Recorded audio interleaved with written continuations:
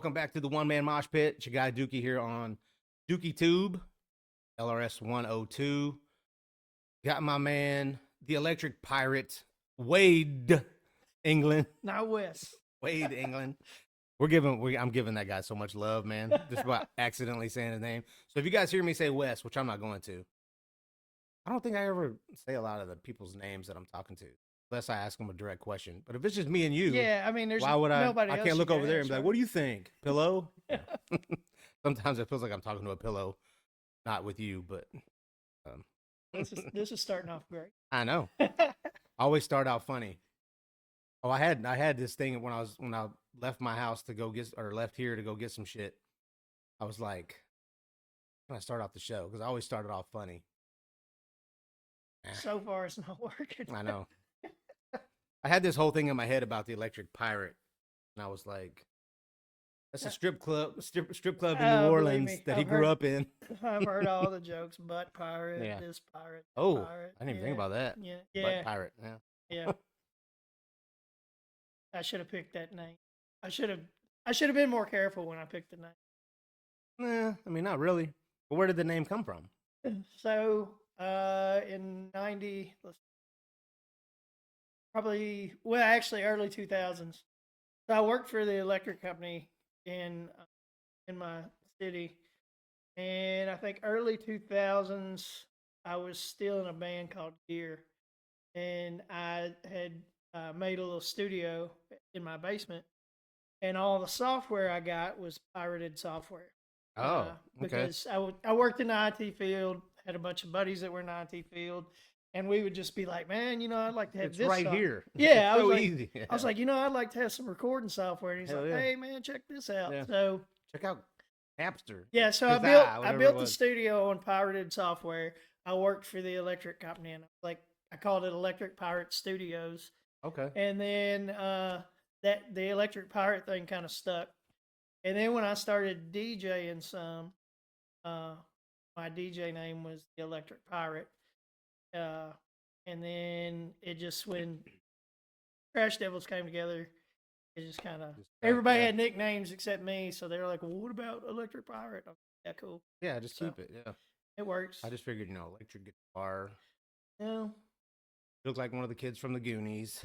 Now that made me think when you said pirated, can't ever remember the name of the movie till I start thinking about it, but Christian Slater was Happy Harry Hard-On. He was a high schooler. Remember, he had that pirated radio in his house. Vaguely. Okay. His name was Happy Harry Hard-On, and he would always say, hey, let's go. And everybody would show up at the football field and tune in and listen to it because you had to be within the vicinity to pick it up. Right. And they knew where to go. Pump up the volume. Okay, yeah. I knew all of a sudden it would come to me, but yeah. I always mention Happy Harry Hard-On, and people were like, the fuck are you talking about? They probably think it's like your what you watch on Pornhub, or like, used to watch on Pornhub, since you can't watch Pornhub in Kentucky. This will be on. No, okay, yeah, you're right. Won't be Pornhub. We ain't got that far yet. He's got a few more drinks. Yeah. Nobody wants to see that. Trust me. I mean, not me and you. I mean, my wife even told me, "Hey, don't take your clothes off for this one." I said, "I'll see you. The day is young." I had mentioned to you, don't wear your mesh cut off t-shirt or whatever because your nipples or something. I can't remember what I said. Hairy nipples. Yeah, and I was like, YouTube may flag the nipples or something like that. Yeah, it was something like that. I can't remember what you responded with, but it was pretty funny too.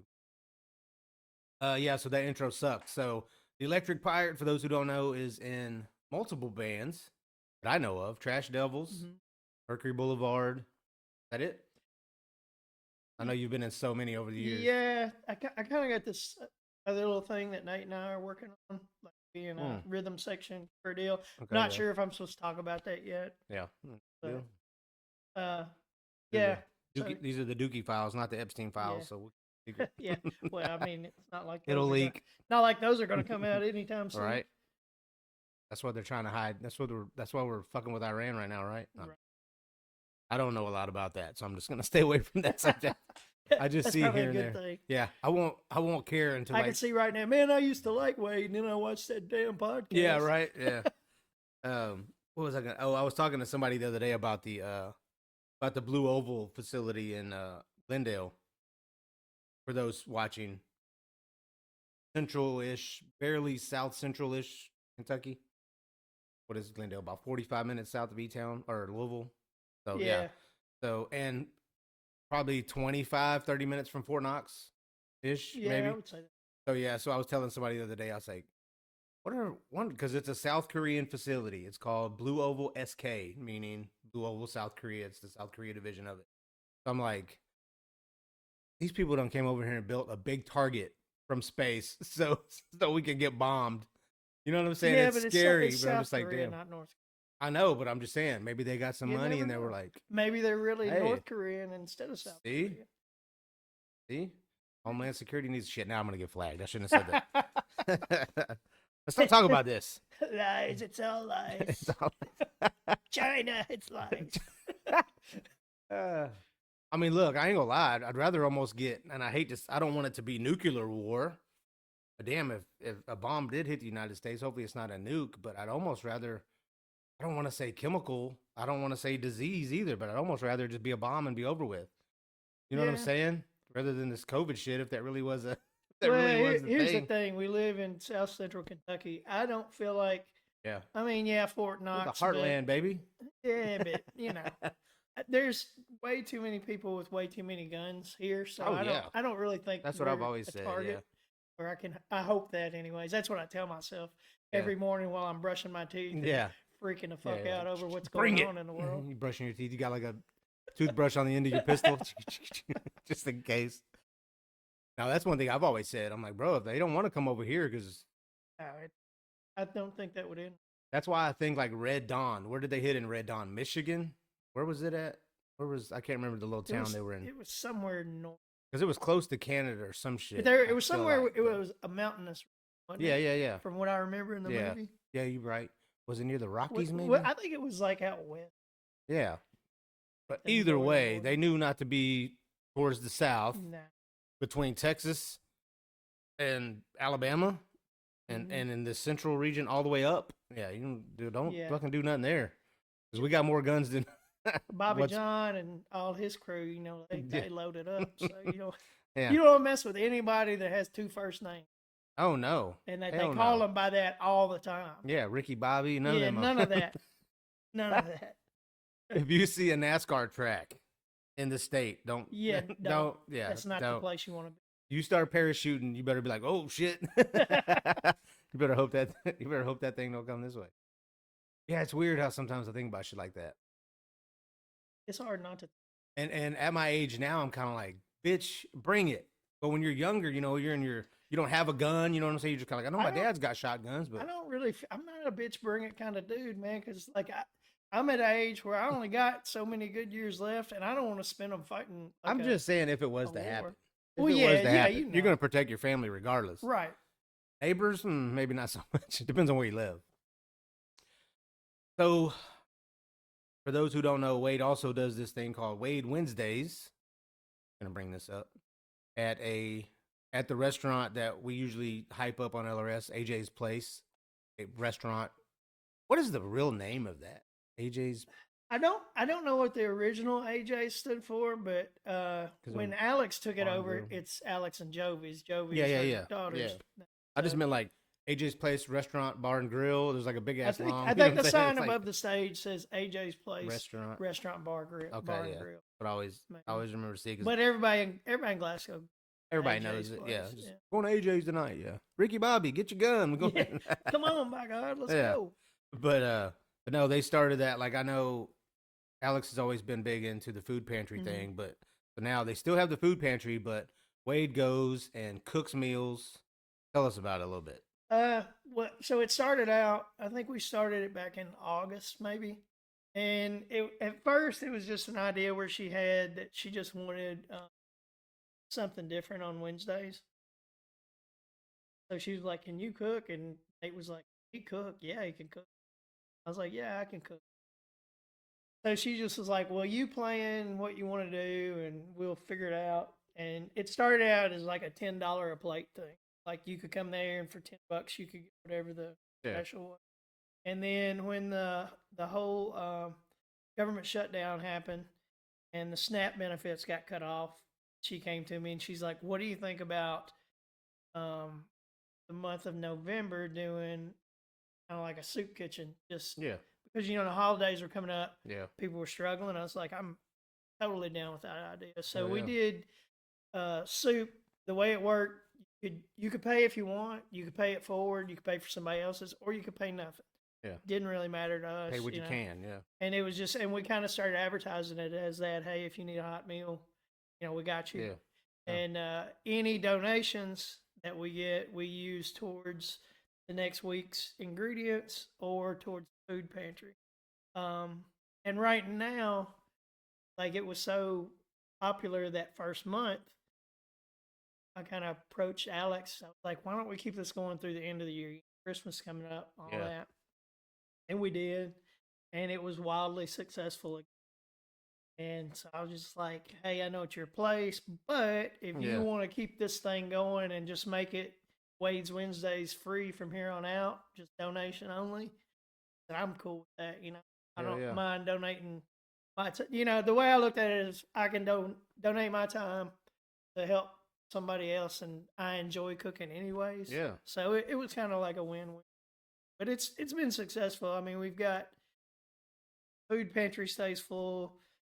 We've had enough money to, keep it going. Plus, if we have food left over, we take it to Bridge, Kentucky, which is a homeless shelter there in Glasgow. So it's kind of helping three ways there. Yeah. That's awesome. I've always been thankful for stuff like that. I've never been in that situation, man. I can imagine, but that's a good thing, man. For real. But that's enough about the seriousness. Let's go. Yeah, What do you think about let's the not bring the mood down, what do you think about the 50 Cent T.I. beef?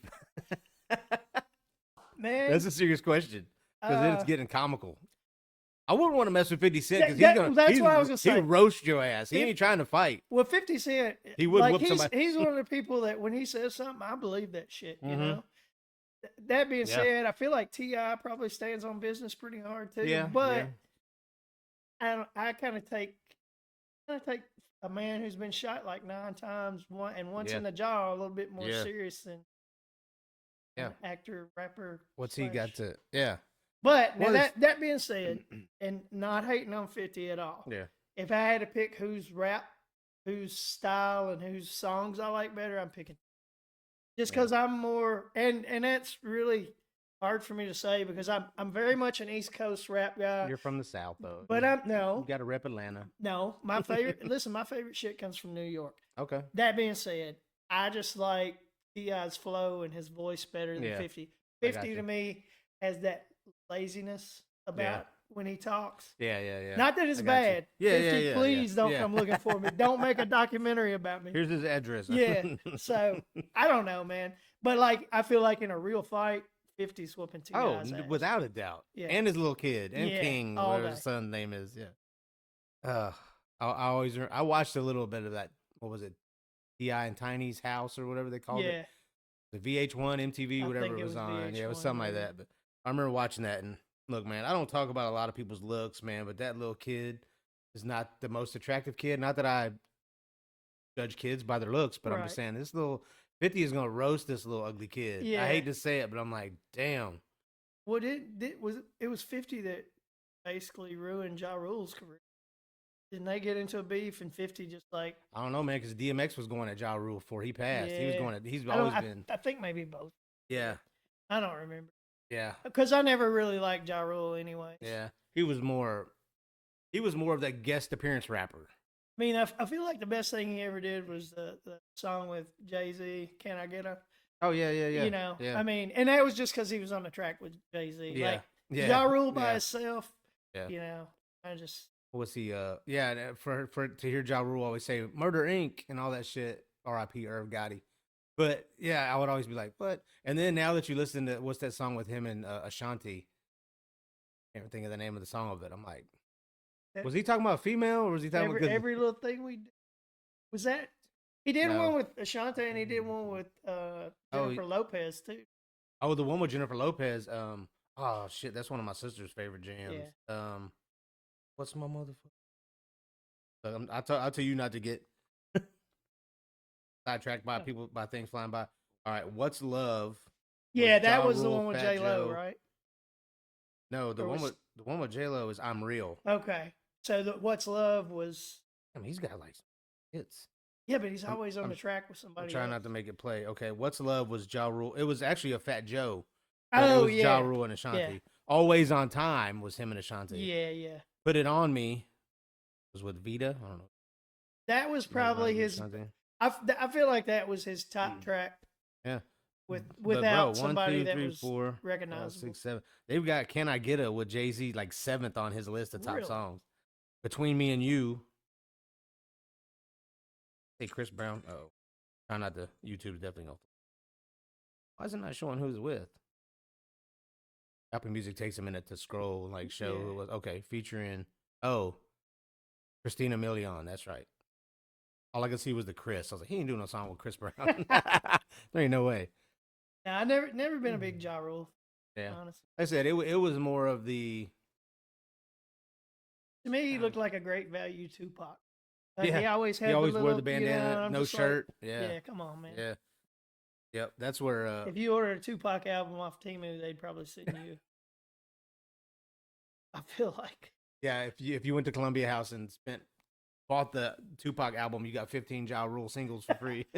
Get these out of here. Yeah. They would let you pick 12, but still Yeah, send you 15 yeah, Ja Rule singles. yeah. Yeah. And they wouldn't even collect on those. Like you can just have those. Yeah. You wouldn't even get an email or a letter in the mail saying you're overdue on your payment. They'd be like, no. They'd probably you'd probably try to send them back and they'd send them back to you. Like, no. You bought them, you keep them.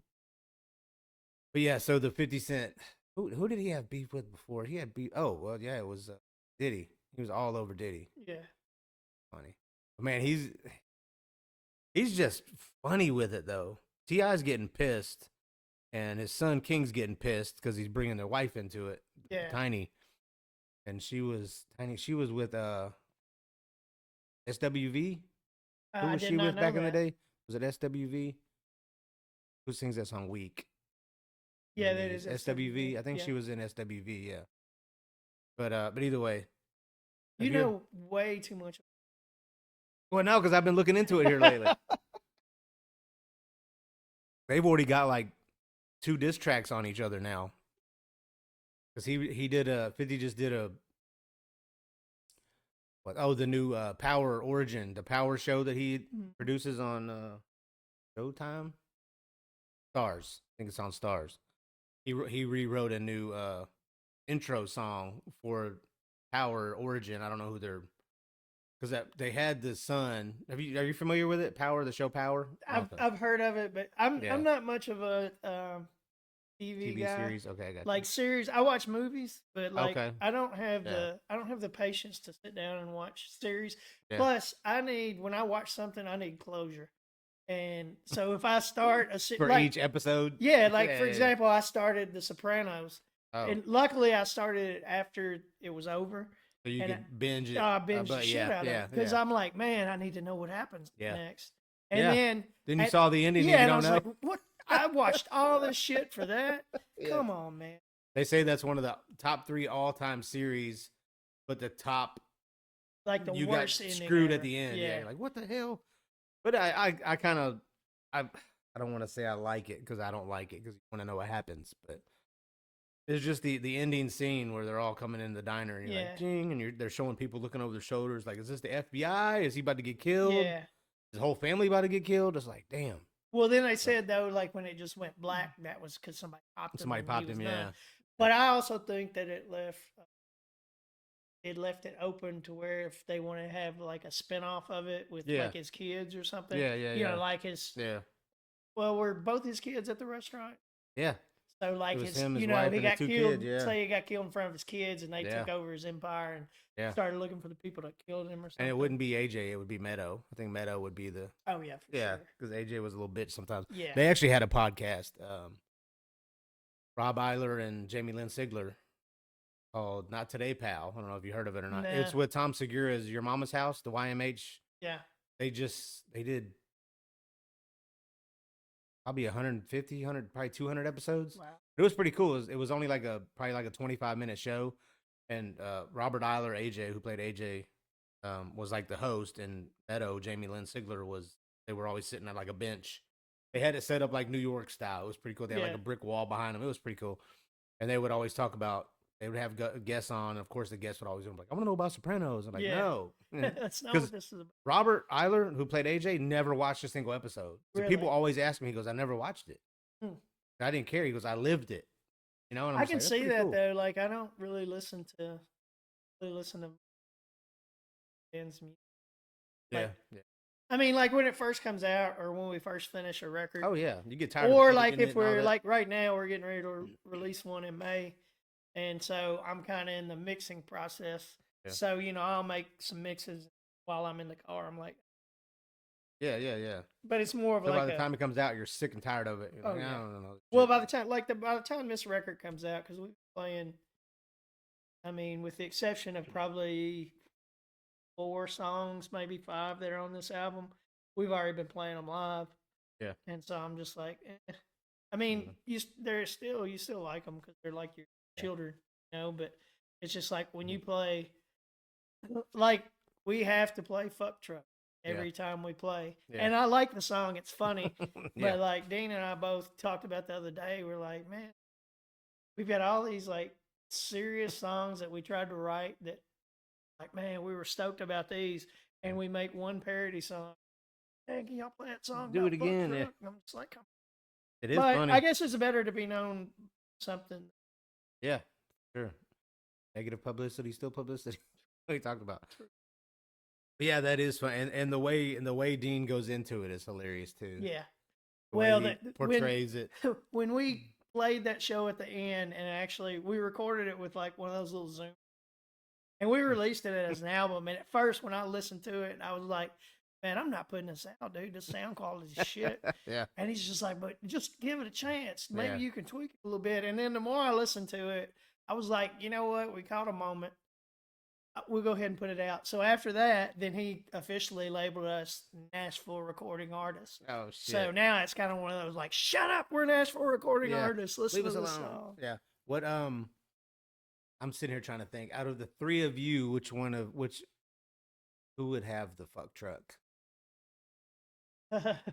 Hey, That's where I was going with. Definitely not. I mean, he It would lives in definitely- Bonneville, yeah. So come on.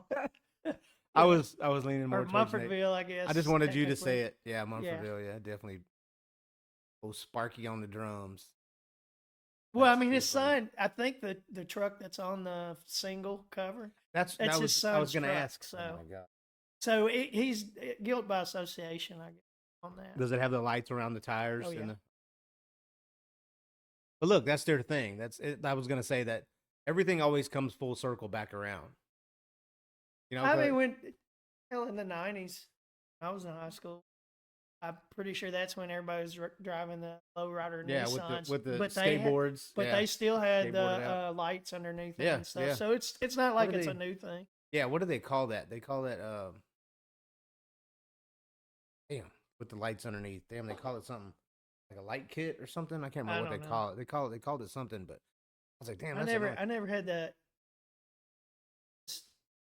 Like just extra income. I know, silly right? Shit like Yeah. that, I'll call Like it I don't. basic. Well, plus I don't want attention drawn to myself. Yeah. That's had- the last thing I want to be pulled over because I had lights Yeah. under my. Yeah, I had the low profile tires. That's all I had. Yeah. On my Ford Tempo.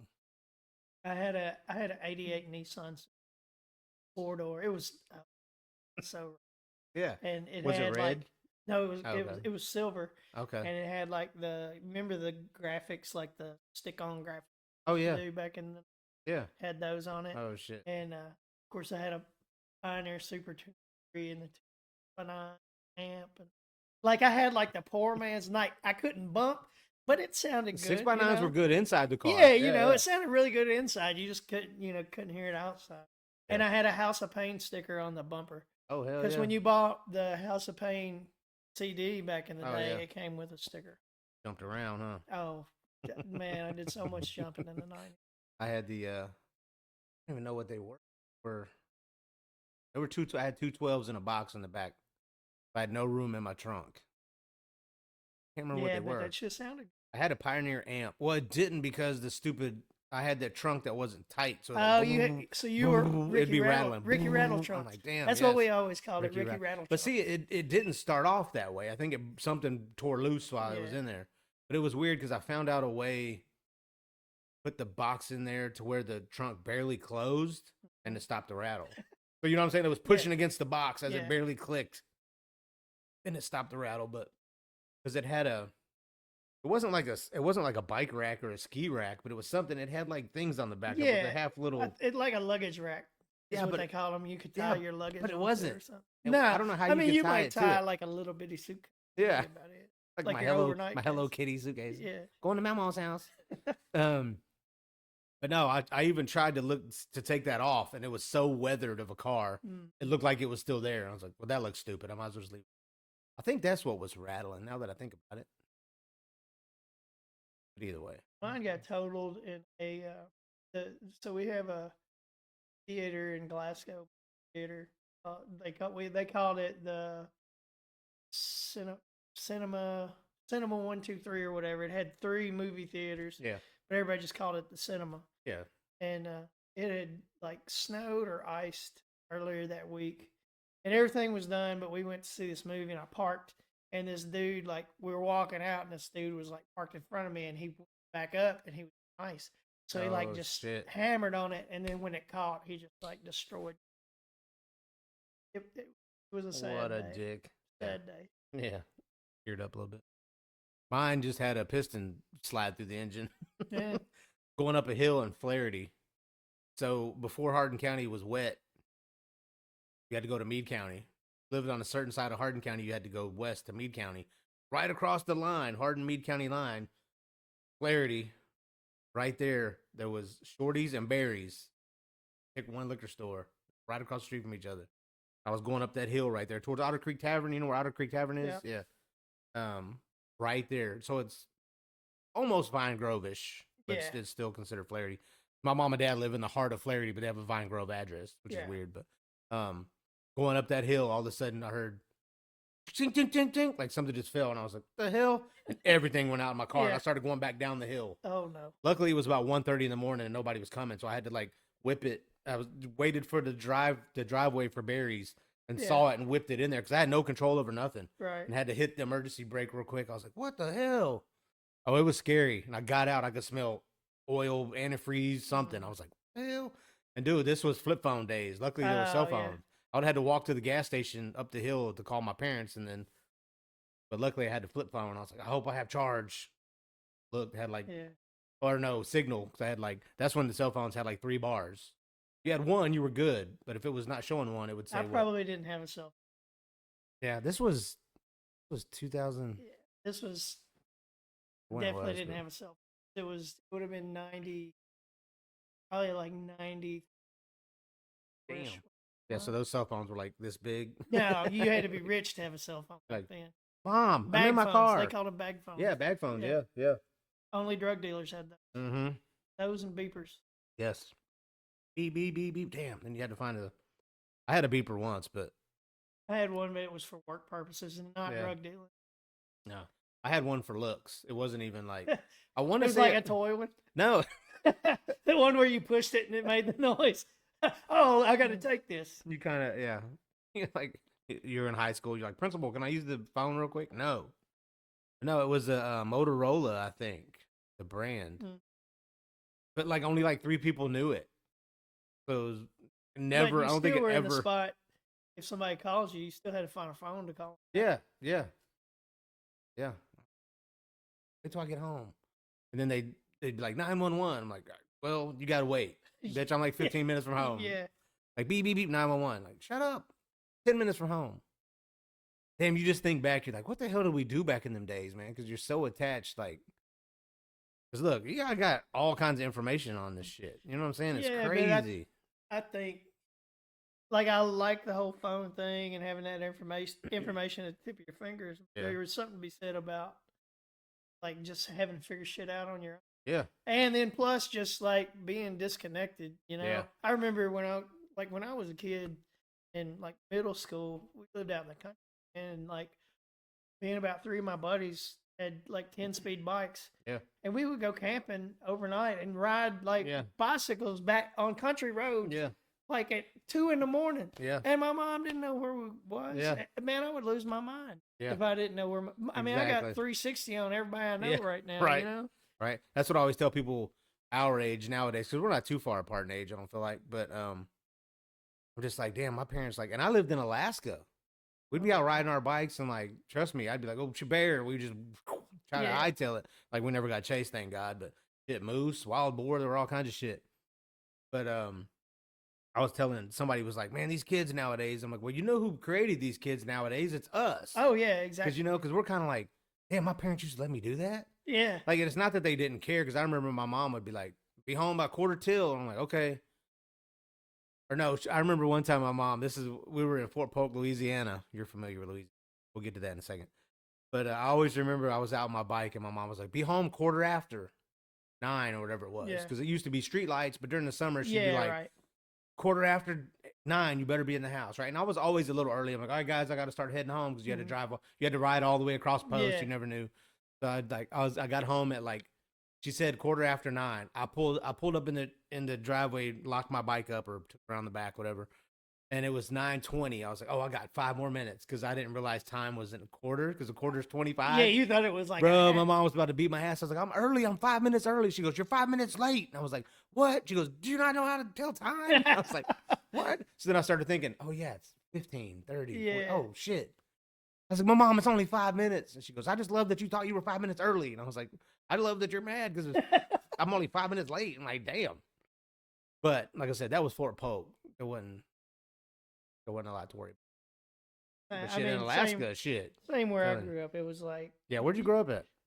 If you want to tell. I don't know if No, it's you fine. still in witness protection. I mean, or is that I over? was born in Glasgow, but I lived from probably I was born in Glasgow, and then we lived around the Park City area, Park City, Kentucky, Yeah. Bon Air, Yeah. through there up until about my 8th grade year, and then we moved to Cave City. So I lived Cave City all during high school. Yeah. Till I got my job in Glasgow and moved out, and so I've been in Glasgow. I thought you were from Louisiana. No, my wife's family is from like Gulfport, Mississippi. Okay. So Yeah. all of her people live down there, with the exception of her mom. When Katrina hit, it destroyed their house. So they moved up, and then Marley got pregnant with Iz the year after they moved up. So they ended up staying, because they was like, well, we want to stay while the grandkids are growing up. But I think her mom is ready to move. But to answer the story, I'm in Louisiana a lot, because I mean, they're like an hour from New York. So we go down. We go down there probably on average maybe 4 times a year. Sometimes more, sometimes. Yeah, that's one thing I miss about. We moved a lot, man.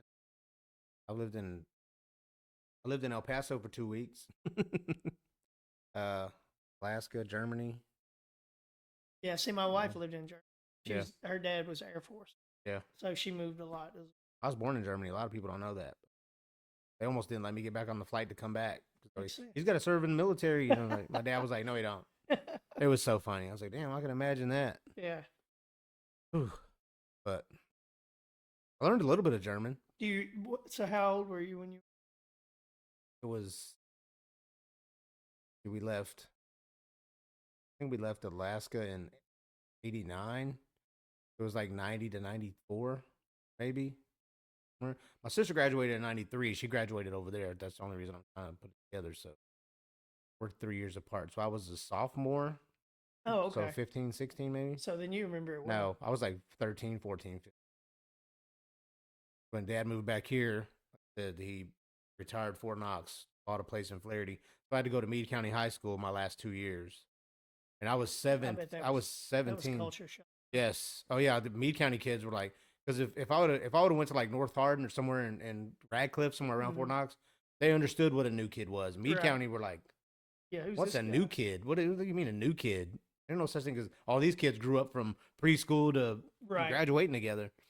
That was weird because when you were in the military, when you went to a new school, every kid felt being the new kid, so they weren't like nobody was. Yeah, Of yeah. course, you had a group that would probably pick on you a little bit because your shoes or some shit, but then there were Right. kids that were like, "Hey, man, come here." Yeah. You know, it was cool. So, and then as you were there, your second, third year, you saw the new kids. You're like, "Hey, buddy, come here." You know, you just tell. But it was cool. But when in Meade County, I was just like, You can Yeah. drink. There's no legal age to drink in Germany, or there wasn't then, right? "Yeah, I think you had to be 14 or something like that." With no, Mhm. I don't know. I don't I'll think probably be because wrong. Yeah, I think it's from what I remember, so my wife was there. I think like first grade through like for maybe 3 years or something. yeah, But her brother, uh, which is he was 5 or 6 years older than her, so he was in like middle school. yeah. But I remember she told me a story. There was some bowling alley they used to go to, and they served the big, Yeah. the big glass boots. Yes. And That's boots. like, yeah. So he drank like I don't know Damn. 4 or 5 of those, and then came home and got Yeah. got in trouble because he came home First time I at ever like got 14 years old. first time I ever got drunk. Mad Dog 2020. It was Oh, my God. sister's fault though. First time I ever had anything. Strawberry. Oh, Boone's damn. Boone's Farm. Boone's Farm, Yes. Strawberry Hill. Oh my gosh. That was one of the things you couldn't tell it was alcohol. Same thing with Mad Dog. God, I got so. Yeah. I remember. And well, here's where I messed up. Is you're younger. I won't say how old I was because my mom might Was it watch 2 this. digits? Yeah. At least. Anyways, but we decided, hey, let's go to Long John Silver's and then go get this Boone's one. Yeah, it was so fried shrimp before that. I was about to say, what the hell did you eat? Oh, it was not a good. It was not a good. It was a terrible idea. I always think about that anytime we go to the beach. What day are we eating at Shrimp Basket or wherever we may go eat? Because I'm like, I gotta watch what I'm gonna eat. Yeah. Because we went. I can't remember where we went. Well, last you're time. probably not drinking Boone's Farm though. No. know? But I'm still drinking and eating something I'm not used to eating. You know, especially if it's like, especially if she talks me into eating calamari or something. I'm just, as long as it's fried, I can do it. Still kind of slimy. Do you do raw oysters at all? I never have, but I'm close. Man, I you know gotta do it. she likes them, so I'm kind of like, I didn't I'll do try it. one. I didn't do it forever. Yeah. Until about.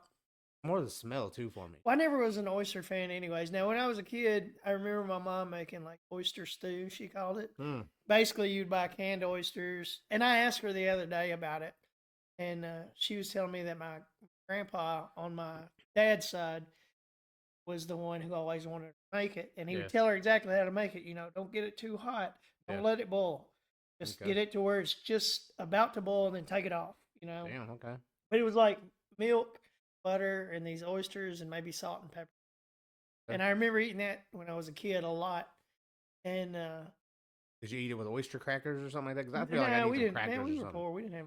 I didn't know well, what or oyster, crackers. Period. like saltines. You know? Okay. I mean, the oyster crackers was a Yeah. joke, but But yeah, I remember eating it. But then, like, you know how you get to a certain age, and you're like, man, if I don't have to eat that anymore, I'm not going. Yeah. to. Oh yeah. Yeah. So I didn't, and then like I tried fried oysters, and I was just like, ugh. And then finally, when we started going to New Orleans, I started eating them char grilled, which were good. And then I think we were in Indian Shores, which one year, and we'd been out just at the beach all day, drinking beer and stuff. And then we went to this little oyster bar, and it was one of those deals where the bartender was like super cool, and she's like, "Oh, here, try these," And I was like, "I don't really do those." She's like, "Come on," and you can do it. and they were actually good. So try to Boone's Farm. Yeah, so I can do. Yeah, I can do it now. Just no Boone's Farm. Yeah. Yeah, my Mad Dog 20. It was my 16th birthday party in Vilseck, Germany, and my sister. And you got to read it. Was that a text? That's a rule on my. I know. I forgot to turn it off. I'm turning it off. That's a rule on my podcast. If you get a text or a phone call, you got to talk about it, or okay. Unless it's too bad. I mean, come on. We'll see. Right. I got to put my glasses on to turn my ring. You don't have to say who it's from or nothing. I just need to read the text. I don't need context. I just need the question. Okay, I'll give you two guesses to this. Okay. Check out this place in New Orleans. I found it on Expedia. Oh. Okay. My wife. Okay, yeah, that's what I was going to figure. Cool. All right. It's funny because it was a rule. I muted it. My first episode was Skinny J and his son. I said, if you get a phone call or a text, because his son, Cullen, his phone kept blowing up, even though his girlfriend was with him. Yeah. She was just like, oh, it's his mom. She's making sure that. And sure it is. Yeah, but Skinny, yeah, that's what I said. Like, yeah.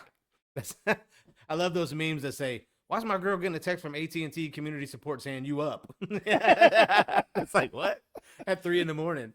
It's so funny, but so I made it a rule that night. I probably didn't even tell you guys when I had Trash Devils on, but I like it's a good rule. that was one of the I like it. audios only. But no, it's like if I even if I don't hear it, if I see you check your phone for some odd reason, I'm like, all right, if it's a text, you got to read it. I don't need any context. You just got to read what text came through. Yeah. That's it. Unless it's like your mom just died, or Oh yeah, yeah. it took your dad off the ventilator or something. You're just Yeah. like, oh shit. I ain't trying to make it too awkward, but I just think it's a cool thing to do. Like, hey, Yeah. or if you get a phone call, if your phone rings, like, nope, got to answer it. Yeah. and If put you it on hang up, speaker. if you hang up, you got to call them back. Put That's it a on rule. speaker Yeah. and make them answer. I gotta remember that from now on. But, That'd be a great one. Put it on speaker. oh yeah, put it on speaker. I mean, And they can't tell them that they're on a yeah, podcast. they can't tell them. Yeah, they should know where you're at, bitch. Yeah. Don't want to talk about the new thing y'all are working on. Oh, we can talk about I've that. heard a little bit I don't about it. mind. Why? Is it? I mean, can you at least elaborate the genre of it? Is it going to be Yeah. like heavier or still Uh, punk? So Because for those who don't know, Trash Devils is more punk. Mercury Okay. Boulevard's cover-ish. So here's the thing about the punk thing with Trash Devil.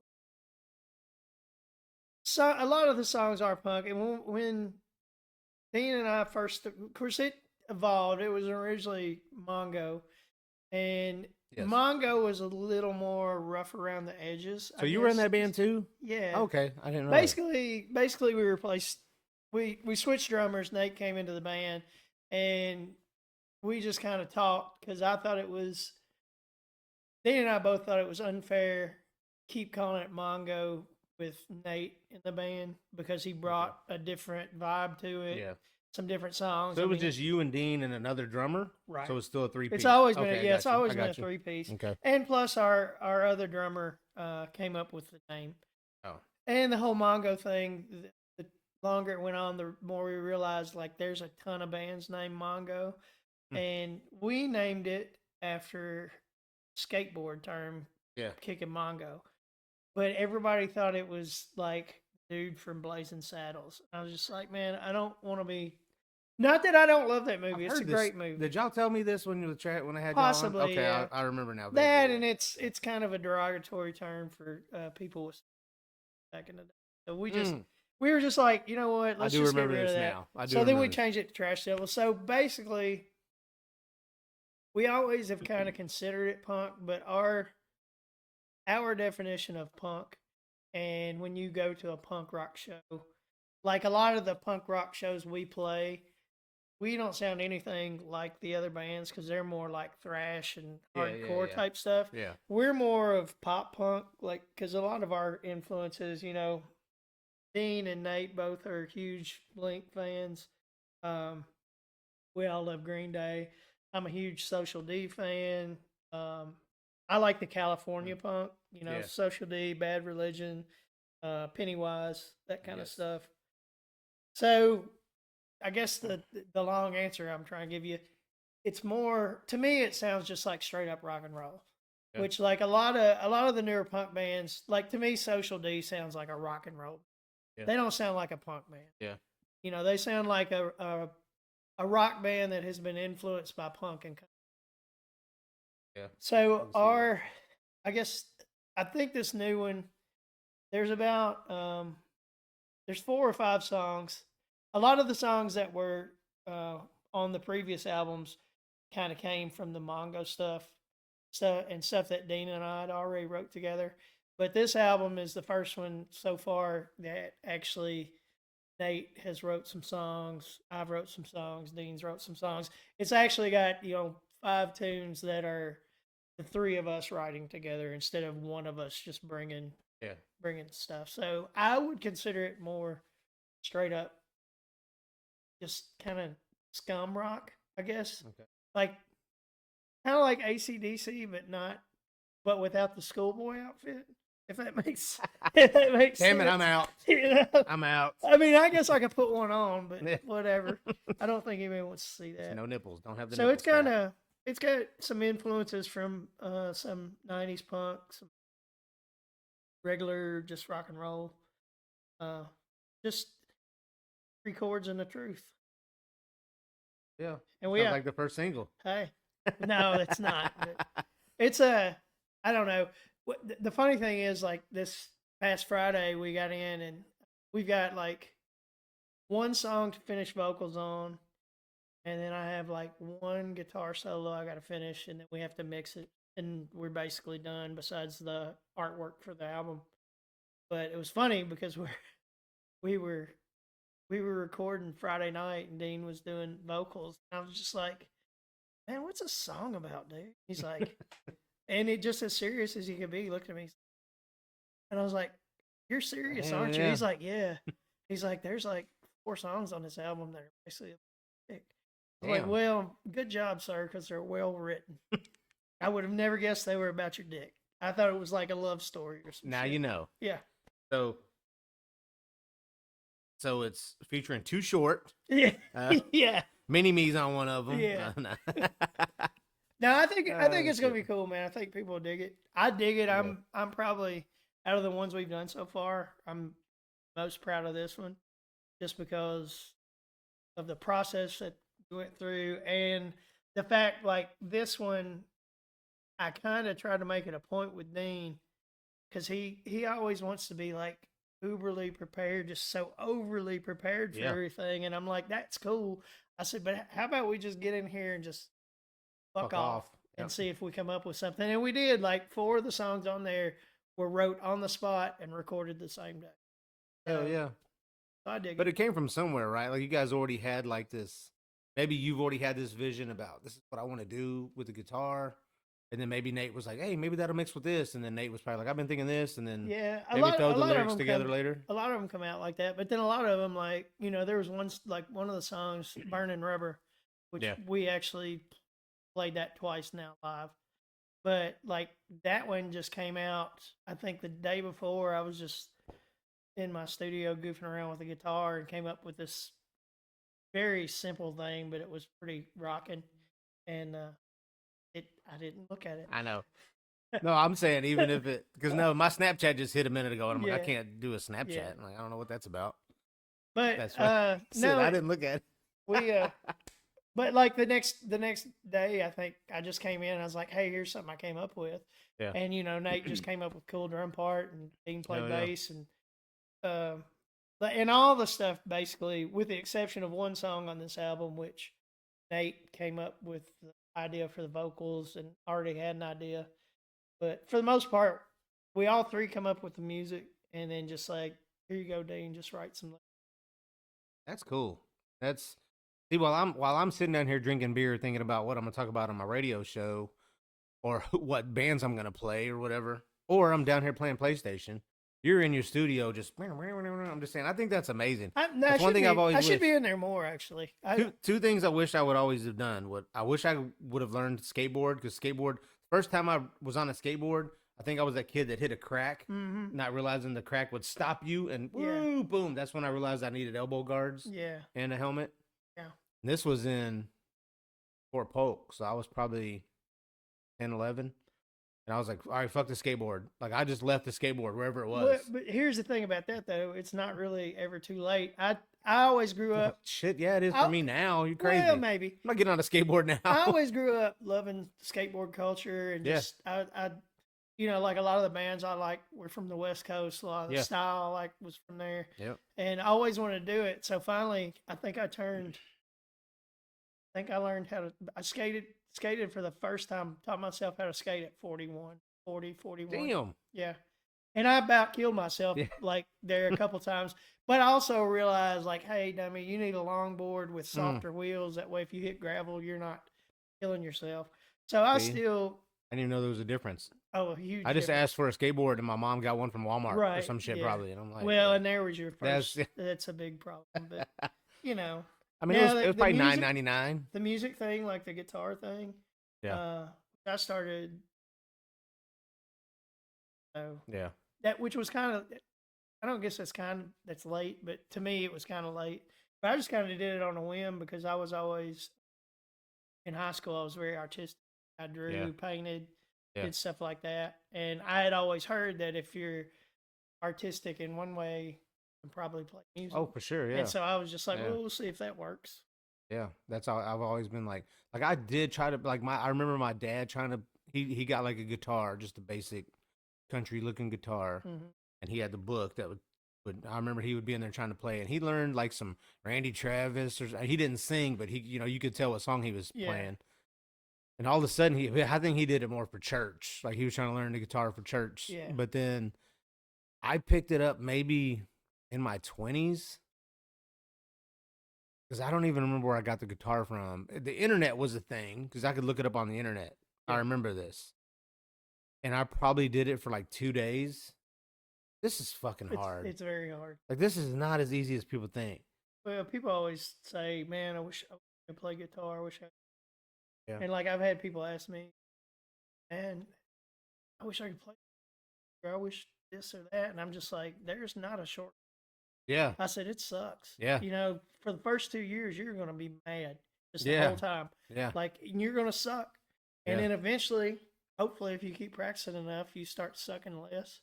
Yeah. But like, And I less and still, I less mean, and- I've been playing for 31 years. Yeah. And I still like see people like guys who are 20s just shredding. I'm Yeah. just like, man, I wish I could do that. But Yeah. I just never was disciplined to follow that path. Yeah. I kind of started out just, to me, it was more about self expression, Yeah. playing something that I could have fun with instead of trying to learn Yeah. like Van Halen stuff. Like, Yeah. I'm like, I can't play that. That's so the why even thing. try, you know? Even if you're looking at a tutorial, how to play, here's Tom Morello. Here's how you play Killing, and you're trying to watch him. It's different than coming up with your own shit. For That's sure. what that's when the respect comes for real, because I'm like, Tom Morello came up with that. Yeah. And you want to learn that, but I'm like, you're not just gonna start a band by here.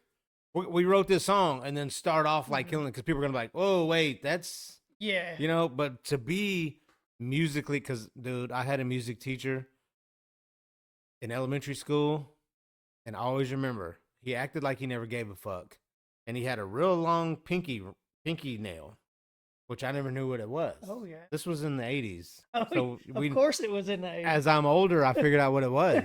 But he would always sit there while we're watching a music movie or something, because that's what he was. He wouldn't teach us notes or teach, we didn't have the recorders or Right. nothing. He would just sit there, watch this film, and he would sit there, and I remember he'd always pick in his ear and be like, I always remember that. I'm just like, what is this dude doing? He ain't teaching us shit.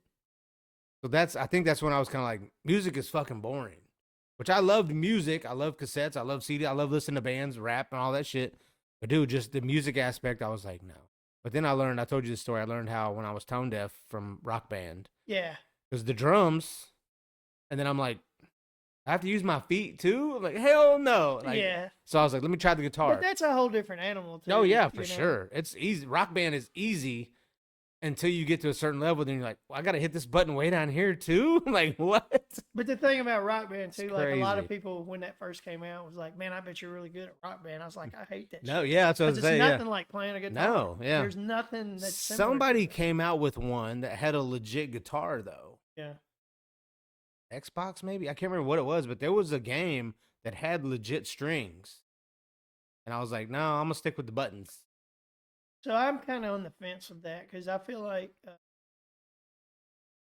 that might be a good tool to teach you or motivate you to do it. But not But- teach you right. Not necessarily not teach you right. I Mhm. feel like at a certain point, I feel the same way about games that involve music as I do about Battle of the Band. Yeah. Like, I feel like when you make it a competition Yeah. or a sport where there's a winner and a loser, then you're basically defeating the whole thing of Oh art. yeah. Now, that being said, Yeah. and I would be lying if I didn't like some of the places we play. I'm like, man, I want to go in here and just destroy everybody. Yeah. Like, I want to be the best. Oh band yeah, here. yeah. But it's a friendly, Yeah. and that's more for me, not like Oh yeah. anybody else. And that's one thing I looked into when I was starting this Mosh Madness thing with the local bands. I was like, you know what? I need to figure out a way to incorporate people to come to our LRS Facebook page, and for these bands to get their fans involved. Mhm. Because, dude, we did gain a lot of more followers and Facebook likes on our Facebook. Yeah. And, as a radio station, that's what you want to do. You want to draw more people in and trying to draw people to listen. But I also want people to check out y'all's shit. Yeah. Because that's why I try to incorporate it with my show.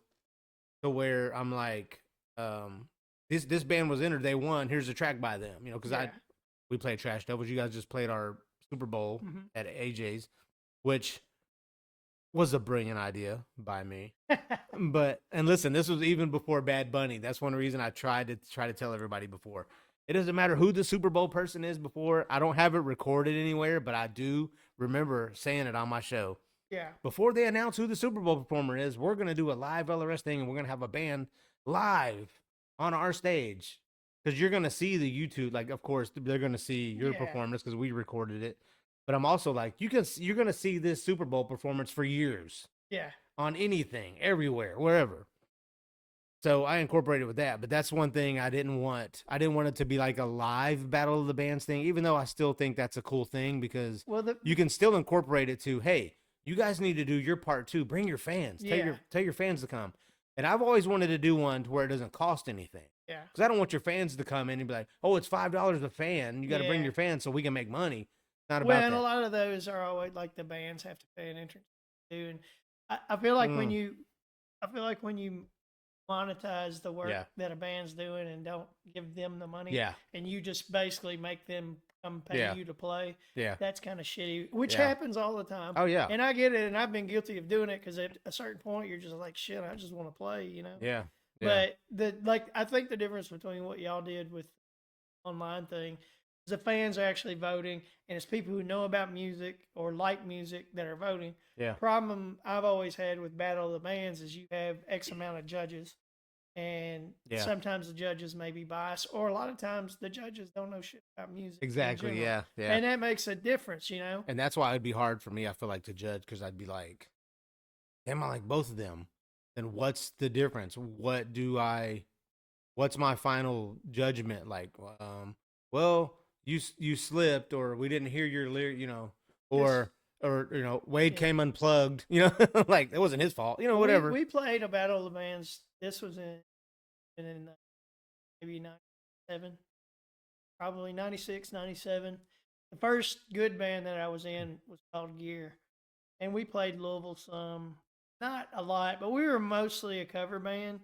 But we wrote like a 5 or 6 song EP, and they used to have that Battle of the Bands at the Carl Casper Oh yes, car show, show hell yeah, over at Freedom Hall. yes, And so we entered it twice. The first year we did okay, but the reason that came up is you said guitar came unplugged or whatever. The second my second bad. year we I played know it. it really happened. The second year we played it, Yeah, the Carl think- Casper show. I think remember my that. guitar came unplugged or some shit happened. I almost fell off Um, stage, but I recovered quickly and whatever. And we won it that year. And I was just Hell like, yeah. wow. And I think our prize, it was sponsored by Mom's Music. Our Okay. prize was like Shout out Mom's Music. one day in a certain studio in Louisville and 4 SM58 mics, which back then, I mean, like, Hell holy yeah. shit, we got some Damn, sure SM58 mics. we're Wow, legit now. we're moving up, But that was the last one I ever played, and it was just kind of like, because in my opinion, we weren't the best band there. We might have been the most professional acting, and like shit went wrong, and we recovered. And yeah. I feel like that's what made us win that one. Damn. But it was still just like, it's kind of like going to an art museum, and I can look at one painting and see something. Yeah. You're gonna see something Yeah. totally different. Yeah. It's art, so it's subjective to the person. Yep. And I've just always hated anytime you make art a competition, because like growing up playing basketball, I wasn't the greatest basketball player. Yeah. I loved playing ball, but I sucked at it. And if you suck at it, you don't get to do it. But at least Yeah. in music, even if you kind of suck at it, somebody might still like it. You'll like it. Or there may be the sympathy thing. Maybe they're like, oh, that poor kid's Could have been. his cord. Oh, look We at still him. got 4 SM50 out of it. So, What if they would have been like, you guys won, but we're gonna give them one because he they get a participation. trophy. recovered great. Yeah.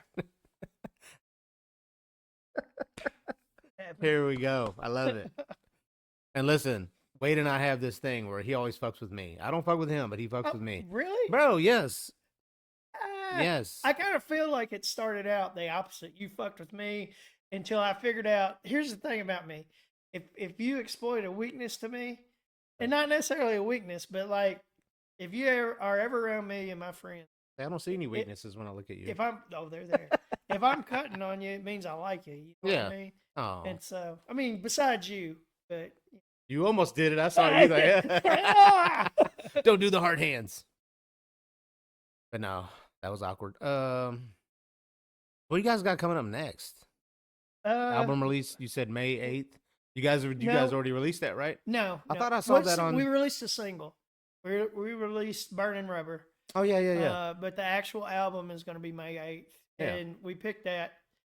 Well, we weren't going to pick it, and I said, "Man, I would," because we want to pick a Friday because it's new music releases. Yeah.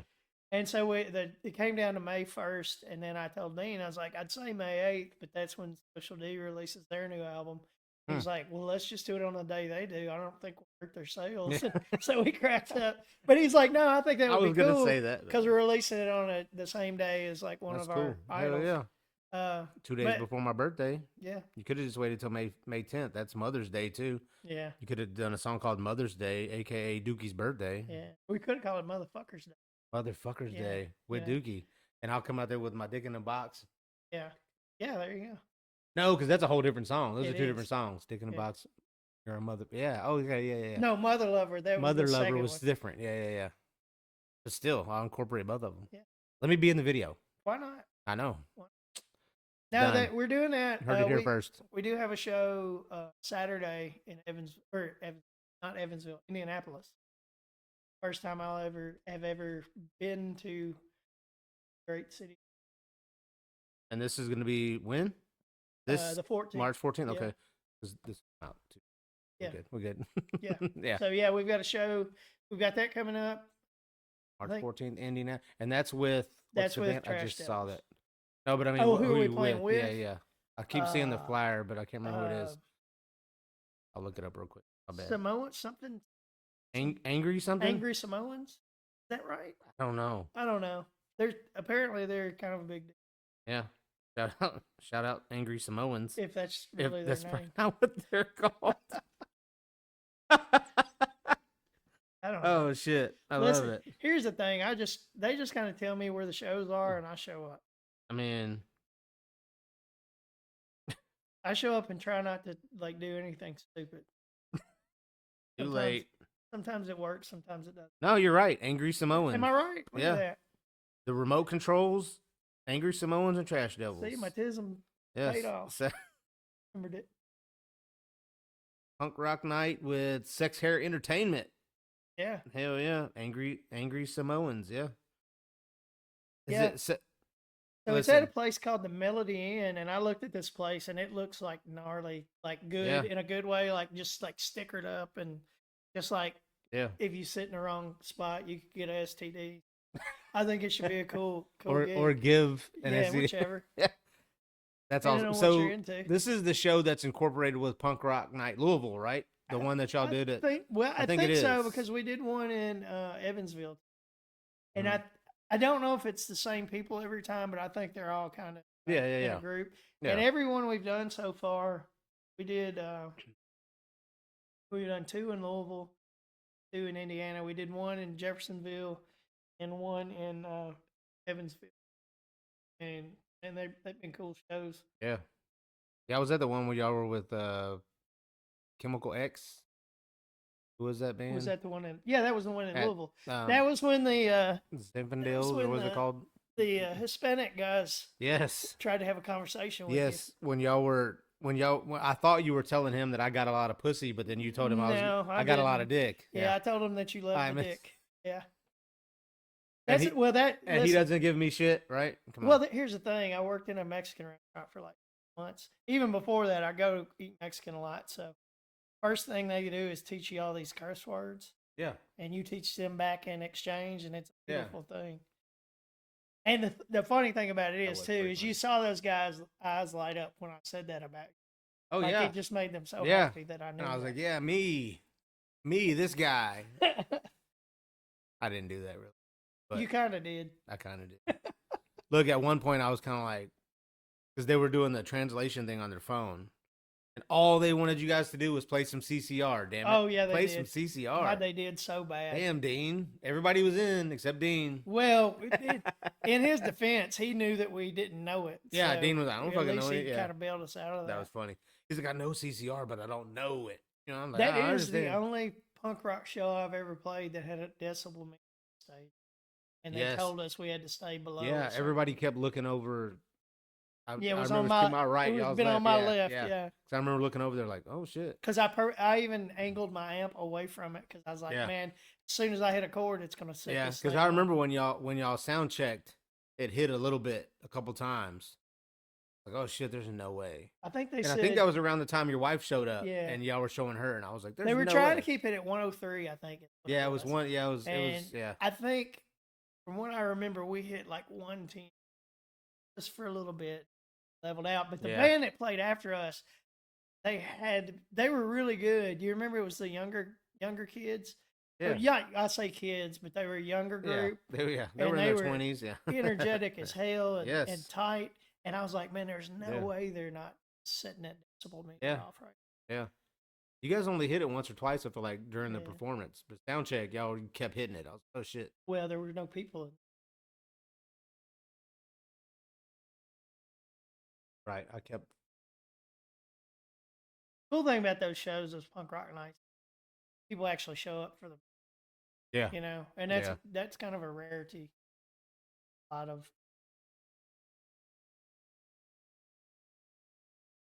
I mean, whatever brings the people in. I mean, oh yeah, I mean I don't care. if they see Dean on the front of y'all's shit, they're gonna be like, eh. Just kidding, Dean. He ain't gonna watch this.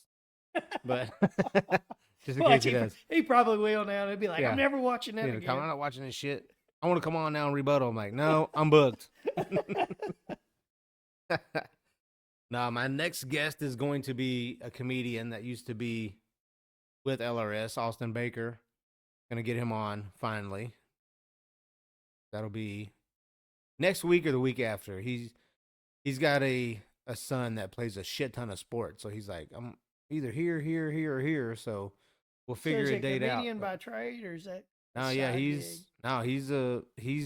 he's been with. He's opened for. Damn it, Jeff. I can't even think of their names. What was the dude with the puppets? No. Is that guy still around? Yeah, Is he? No, his not name's him. Jeff something. Yeah, I can't remember. No, I'm thinking like of Not Jeff Fox. no. Okay. He's been out with damn. I mean, he's been on tour with a big comedian. Who was the guy? Who was? Fuck, I'm so bad. The shit. He was big on Bob and Tom for a minute. He was like, swear to God. Oh, Dusty Baker. No, not Dusty that's- Baker. that's Austin. Dust. I swear to God, man, state law. That guy. Yeah, he wore like the mullet Yeah, wig with the and backwards his hat. name, He passed away. Yeah, But yeah, it's Dusty Baker. I don't know. Was I'm it? pretty sure it is. It might have been. Yeah, because they always called him cousins or something, Yeah, but they Dusty weren't. but- Baker. yeah, but either way, yeah, he passed away. Yeah, Yeah, he's always He was- blowing his hair. yeah, he was open up with Before he him. split. Yeah, He was was a opening funny with dude. him. He played it. Yeah. He did a gig at the Spillway in Bowling Green. I didn't go to it, but everybody said it was really. Oh yeah, I bet it was. But shit, who was the other guy? There's been several that he's been with. Well, But who's your go-to comedian? Like, who's if you had to, I don't know. Let's Oh, say, God. I would not to put any pressure on you, but like top 5, maybe top 3. Just like who comes to your mind first? Like when you think of one of the funniest dudes around, who would it be? oh, got to be Chappelle, and then probably Shane Gillis. I Probably like gonna Shane say it. Gillis. Joe Coy. Joe Coy's very funny. Yeah. I like Gary Owen a lot. Oh yeah, Gary Owen. I just watched. I like him for his crowd work, man. Oh, yeah. He's one of the best off crowd the work wall, dudes just like and ever. dude, and this is coming from the comedy people. They call it the black rooms. Is what they call it. Oh yeah. Dude, he goes. Oh yeah. because a lot of people don't know this, but He was married to a black lady he for a won. long Yeah, time. yeah. He won. Ah shit. How he got famous was He got famous on he the won like a Def, San Diego or yes. the BET. What was it? Wasn't Def Comedy? Well, he got on the Def Comedy or it was Yeah, one but of them. I think he started out on the BET Yes, Comic View. Comic View. Yeah, He yeah. started out on But the Comic View. reason he got that is because he won the Black Comedy. What was it called? The Black Comic Award, or it was a contest, Yeah, and he entered because everybody was like, and he won it. yeah. He was the only white dude on it, and he won it. They were like, He's hilarious, He is man. funny as shit. We I just watched his- an old Tiger Belly on Bobby Lee and Bobby Lee's podcast of him, and dude, he's so fucking funny, dude. I like him a lot. Which Matt Rife is kind of along those same things, but man, every Yeah. time I watch one of Matt Rife's specials, to me it seems like they're set up. You know what I mean? Like he almost has it worked out. Like I'm going to say this to this person. That Yeah. I don't know. I don't know how they do all that, but maybe he's already got that in his head where he's like, So you if I see a blind person or Well, a handicapped yeah, person, or obviously. yeah, maybe in his head. well, but- most of those guys are quick. But you don't know what they're going to say. You don't know what their response is going to be. But I've seen some shit where I'm kind of like, is he that witty? Where would he come on? Because he was on that Nick Cannon show, Wildin' Out Yeah. on MTV. Matt with, Rife. Yeah, with Yeah. all the young kids, and he was Oh, he's good. he was And honestly, the stuff I've seen on YouTube, just clips of him, are Mhm. way funnier than his specials. Like I feel Mhm. like his specials are. yeah. I don't think I've ever watched an entire special. I think I just see his little clips. I like on the dude. social What's media. the dude from? He's from Tennessee, like Gallatin or somewhere. Nate Bargatze. Yeah, Bargatze. that dude's Bargatze, funny as Bargatze. hell. Yeah, he is, Like and he's for- clean. Yeah, He doesn't and cuss. that's He what I doesn't. was Yeah, gonna say. He's one of the few comedians that doesn't like like cuss. he's like a Henry Cho and a Jeff Foxworthy. I don't ever remember cussing. Yeah, He may say like a damn or Jeff Foxworthy though, man. I feel like that whole the redneck comedy thing, like just yeah, kind of. it ran its course. I mean, my favorite But- one on that one was the Cable name. guy.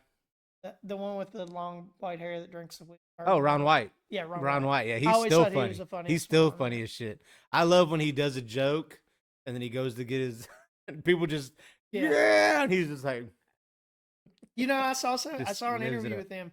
He's been sober for like 16 months. yeah.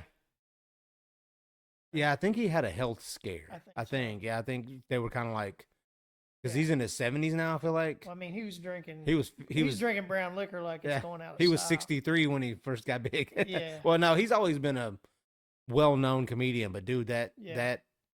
well, that was Jeff Foxworthy. Here's your sign, shit. But he started with him. What was theirs The called? redneck.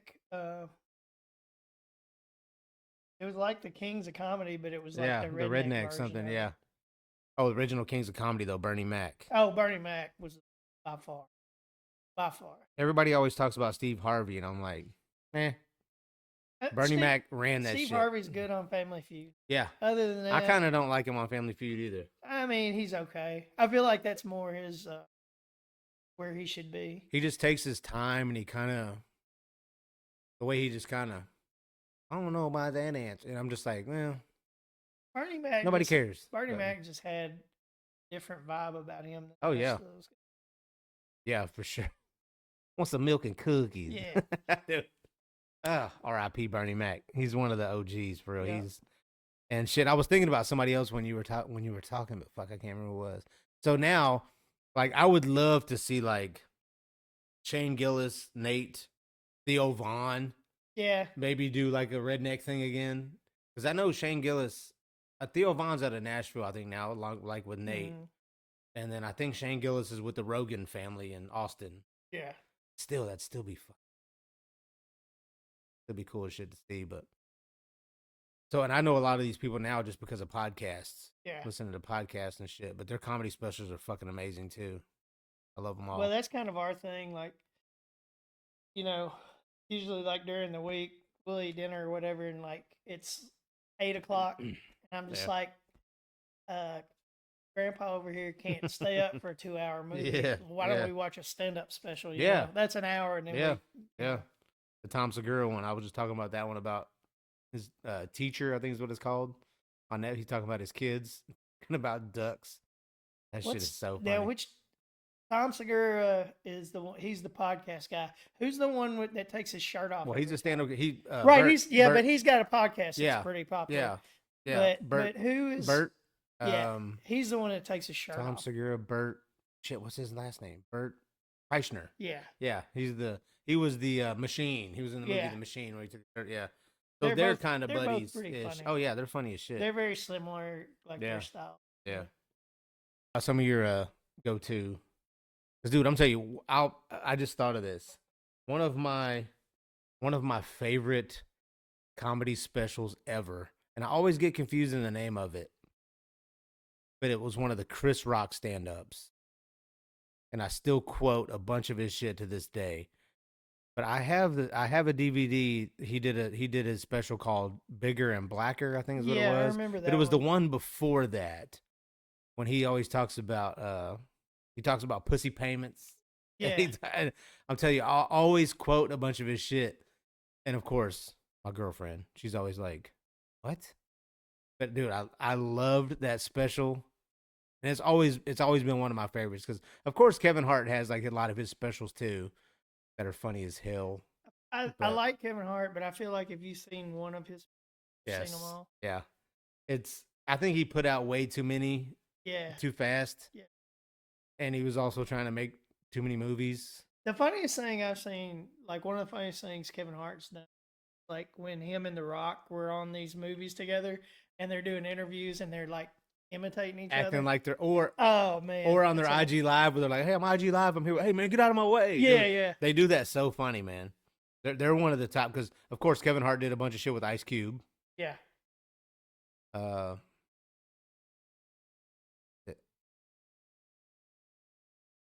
Who did oh, it was Will Ferrell. Kevin Hart. Yeah. Did they do more than one?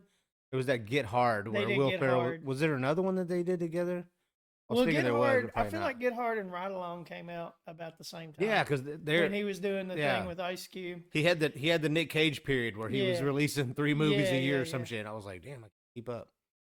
Yeah, then Ride Along 2 came out. Then yeah, but either way, I feel like Cat Williams' Shay Shay interview kind of like every time, like there's certain comedians now, like when I watch them, I'm just like, I'm thinking about the stuff that Cat Yes. Williams said, and I'm like, Yes. man, if Cat Williams was telling the truth, I don't know how to feel about some of these people.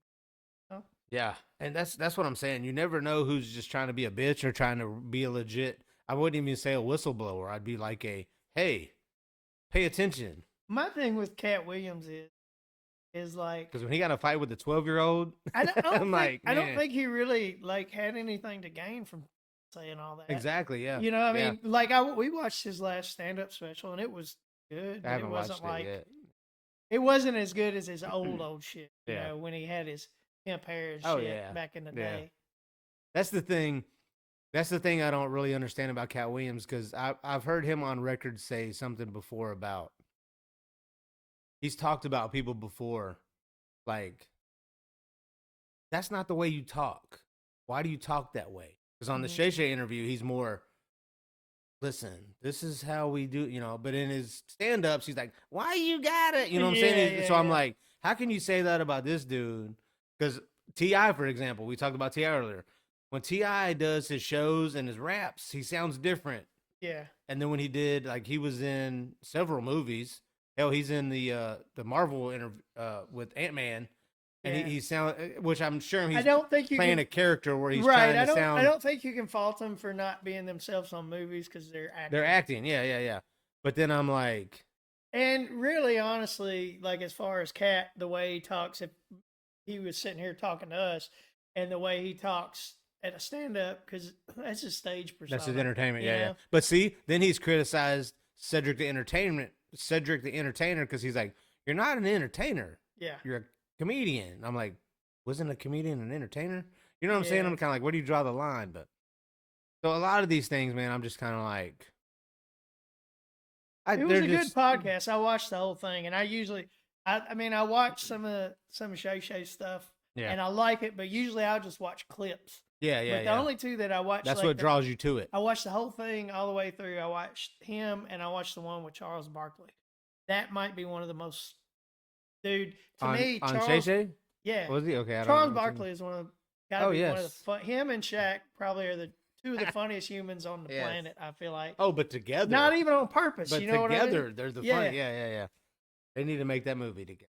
Yeah, they do. Like how the hell? I guess Shaq was on Uncle Drew, the movie Uncle Drew with what's his name? Shit, almost said Chris Paul. Damn. Yeah. Uncle Drew. That's the Yeah, it's the basketball. Tyler- It's got Chris Webber.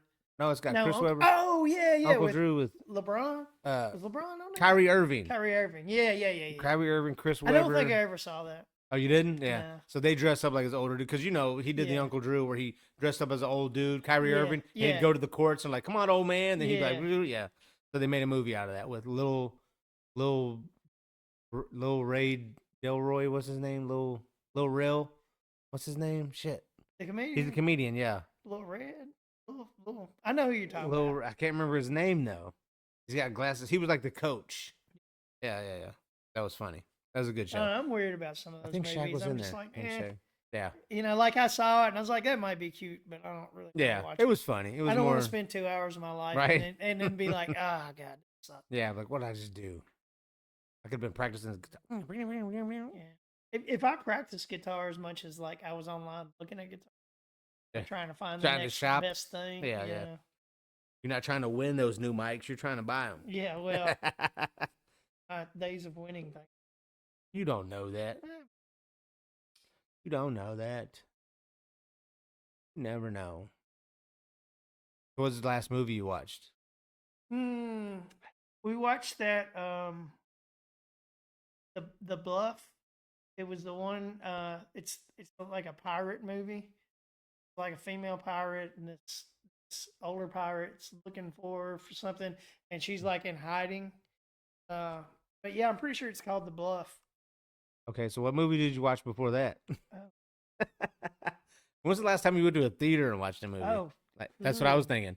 I was thinking that the other Jeez. day myself. I was like, what was the last theater to movie? watch a movie? Probably the last Star Wars that. Damn. Yeah, it's been a while. Yeah. Here's my thing about going to the movies. It's expensive nowadays. Well, it's expensive for one. Yeah. Number one, I like to be able to drink beer while I watch a movie, which I know you can do that in E-Town. Yep. But I also like to be able to pause the movie when I need to go to the Yeah. and I true. like to lay on my own couch Yeah. and watch a movie.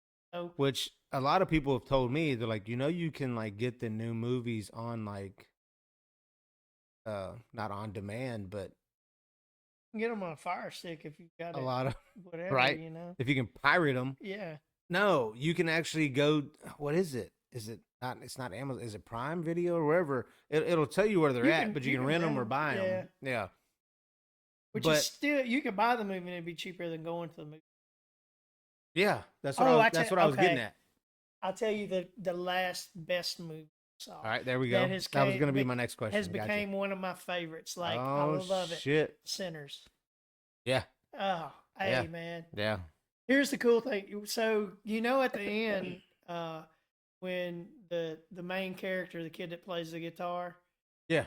like who plays him as an old man at the end?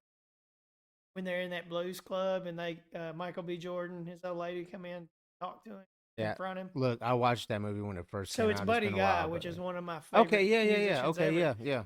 So actually, I was thinking. Yeah, you're right. Buddy Guy did a tiny disc like last week or week before last, Okay. and the dude from Sinners came on there and sang with him. Oh, That shit. movie, he's That's cool. actually those are his songs, and he's actually singing them Hell on yeah. that movie. That's pretty cool. And you know what that movie reminded me of a lot? Two movies mixed together. Yeah. From Dusk Till Dawn That's what I was about to ask you. That's what I was and about to say. Black Snake Moan. If you took those two Okay. movies, mixed them together, you come up with All right, hold on. Black Was- Snake. You please tell me you've seen. Black Okay, Snake Moan. but listen, was that the Samuel L. Jackson with the girl tied up? Yes, Oh, Justin Timberlake was in Justin it. Timberlake- well, Christina Ricci. Is Christina that her Ri- name? Yeah. Yeah. She was the girl. And it Yeah. also had a cameo by David Banner, the rapper from Mississippi. In which movie? Black In- Snake Moan? Yeah, Dude, it's Black been Snake so Moan. long. What was Black Snake Moan? That was like early That would have That was like been 2016 or some shit. How maybe long- earlier than that. Was it? Okay, I was trying to think. So Like, that damn, that movie, it's more than 10 years old. Black Snake Moan, is based Damn. loosely off of R.L. Burnside. So R.L. Burnside is who Samuel L. Jackson's character is based on in that movie. Okay. And Samuel L. Jackson's band in that movie is R.L. Burnside's band.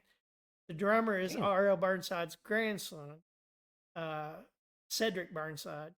The guitar player is Kenny Brown. Are we who- still talking about Black Snake Moan still only? talking about Okay, Black Snake okay, I got Moan you. at this point? Damn. Sorry, Oh, no, you're good. I was just trying to make it's the sure music, I was. man. Look, No, I dude, love it. I'm like a blues fanatic. Like Hell I yeah. can tell you blues history. Like That's it's just my awesome. thing, dude. I love blues, I need to hook blues you up. and hip hop. I need to hook you up with Hippie Head. Then you need to go on Coffee I've- Blues with him. I've actually in Undead Anna, we did an interview with Hippie Head up there Yeah. in Louisville when he was doing his little. I guess it was before podcast. It was like one of his Hippie Head radio Showcase, shows. Hippie Head Spotlight. Yes. Yeah, he still Yes. does that with LRS. Yeah. But yeah, he was with. I think at the time it wasn't LRS. No, that's when he was with shit. What is it called? Not Creekside. Shit. Yeah, I know what Yeah. you're talking about. Yeah. But back to the Black Snake Moan thing. Yeah. So it's loosely based off R.L. Burnside, who is like this huge legend in North Mississippi. Yeah. But his grandson, Cedric, played drums for him. And I got the chance a few years back, probably been at least maybe probably longer than that. We were in Mississippi. There's this place about 30 minutes from Gulfport or so called The Shed. It's in Ocean Springs, Mississippi. And it's this little, exactly what it sounds like, this little barbecue joint. And the dude that runs it, or that started it, has been on Food Network and all this stuff. He's judges on some of the barbecue competition stuff. But anyway, Cedric Burnside was there that night. I told my wife, we've got to go. I got to meet this guy. Yeah. And so we go, and he gets done with his first set. And I walked up to him, and of course, Cedric Burnside's probably, he might be my age, but he may be a tad. I was Okay. just like, so I go up to him, and I was like, man, Mr. Burnside, so nice to meet you. I said, I love your grandfather's music. I love your music. I said, Black Snake Moan, favorite movie. Dude, you would have thought like I'd have handed this guy $1 million. He's like, what? I said, yeah. So he's yelling at his man. He's like, hey, come here, man. This white boy said This white Black boy, Snake yeah. Moan is one of his favorite movies. So it Yeah, was yeah. great. And he was very nice. Like, you know how sometimes like you don't want Yeah, to meet your like, heroes. man, yeah. One of the nicest dudes ever, Yeah. man. Hell yeah. That's awesome. Yeah. You got watch them back to back and tell me they're and then throw in just for measure, throw Dusk in Till from Dawn. Dust Till Dawn Yeah. because the vampire thing. Yeah, that's when you. As soon as And- you said the two and- movies, I was trying to think. I figured that was going to be one, but I was like, what's it? And they all three have great sound. Yeah. Oh, no doubt. From Dust Yeah. Till Dawn has one of the best soundtracks Yeah. ever. Shout out Quentin Tarantino. All his movies. No doubt. That's another reason I love him. yeah. The So yeah, I wasn't gonna bring this up, but I got to now because you mentioned Sinners. But dude, listen, I don't want to say it's stupid, but it's borderline. Did you hear about last week or 2 weeks ago when Michael B. Jordan and why can't I ever remember the guy's name? Delroy.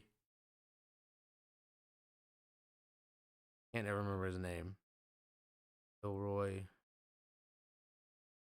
Lindo from Sinners. Which one is that? When they were announcing the thing that day Oh, okay. at the BAFTA, is it the BAFTA Awards when the Tourette's dude started screaming out the N-word? yeah. Yeah. What's your take on that? My take Could on you how, imagine? my take on how they reacted or my Oh, take on, they were like, yeah, I thought the only because person I'm like, no, do you think their mindset was it's got to be the Tourette's dude, or why would somebody be screaming this out? I think in today's climate, like if I would have been up there and I would have heard that, I would have not automatically been like, this is a Tourette's dude. I'd been like, well, there's another racist mother. Yeah, there, you I would know? have been like, y'all hear this, And right? here's the thing, man. Something. That's one reason I think they may have know who it was. They may Yeah. have seen who it was when he said it, because they Yeah. were kind of like, okay, don't overreact Yeah. yet, because you don't know. But I would have definitely been like, You know, y'all hear that? yeah. Because it's crazy.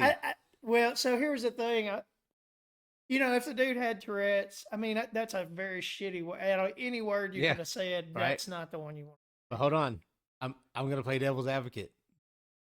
Was he black or white? He was a white guy. Okay. He was a Yeah. British dude, and they just the only reason he was there because they did a movie about him, and some famous British actor was portraying him in a movie. Was it about him having Tourette's and shit? Yes, because Okay. he is the Tourette's dude. Yeah. Like the guy who was saying it.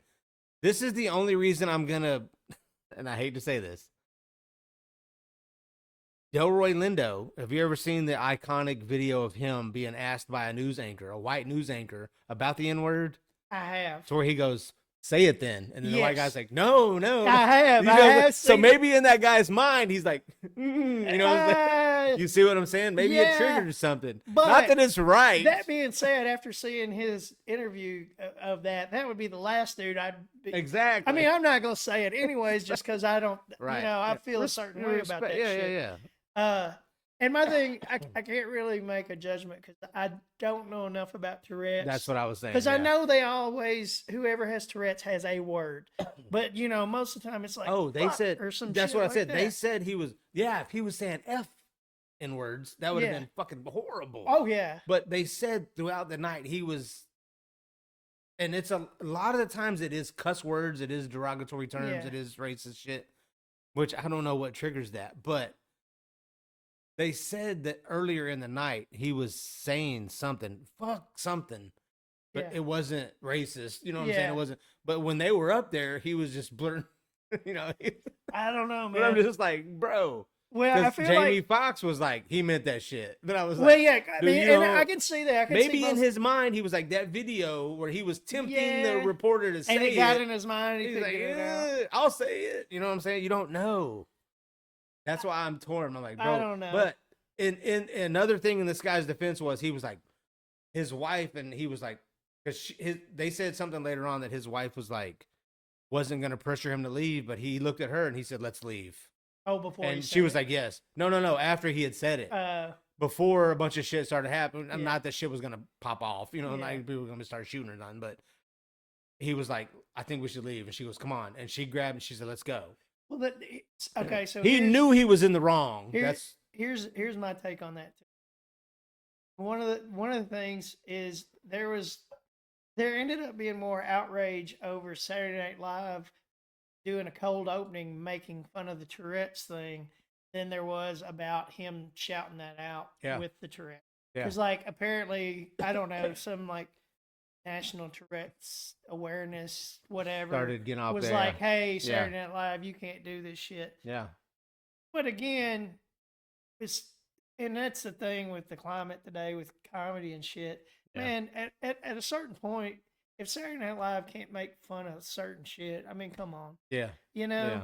Yeah. And that's the thing, like a lot of people give Dave Chappelle a bad rap because the whole him making fun of trans, or not making fun of it, but saying the whole Bringing it trans to light. thing. Yeah. Yeah. He's But it kind of gets to a point like, where do you draw the line? Like, Yeah. how is it okay to make Yeah. fun of this, but not this? And I get it. Like, Yeah. there are certain things that you just can't make fun of. yeah. But it's just different. Like, there's certain movies and shit that couldn't be made, and Oh. probably for good reason too. Yeah. Yeah. Yeah. But back to your original question, what did I think about that? Yeah. The only more awkward thing I've ever seen Shit. than Michael B. Jordan and that dude's like, just like, oh my God. And they kept, yeah.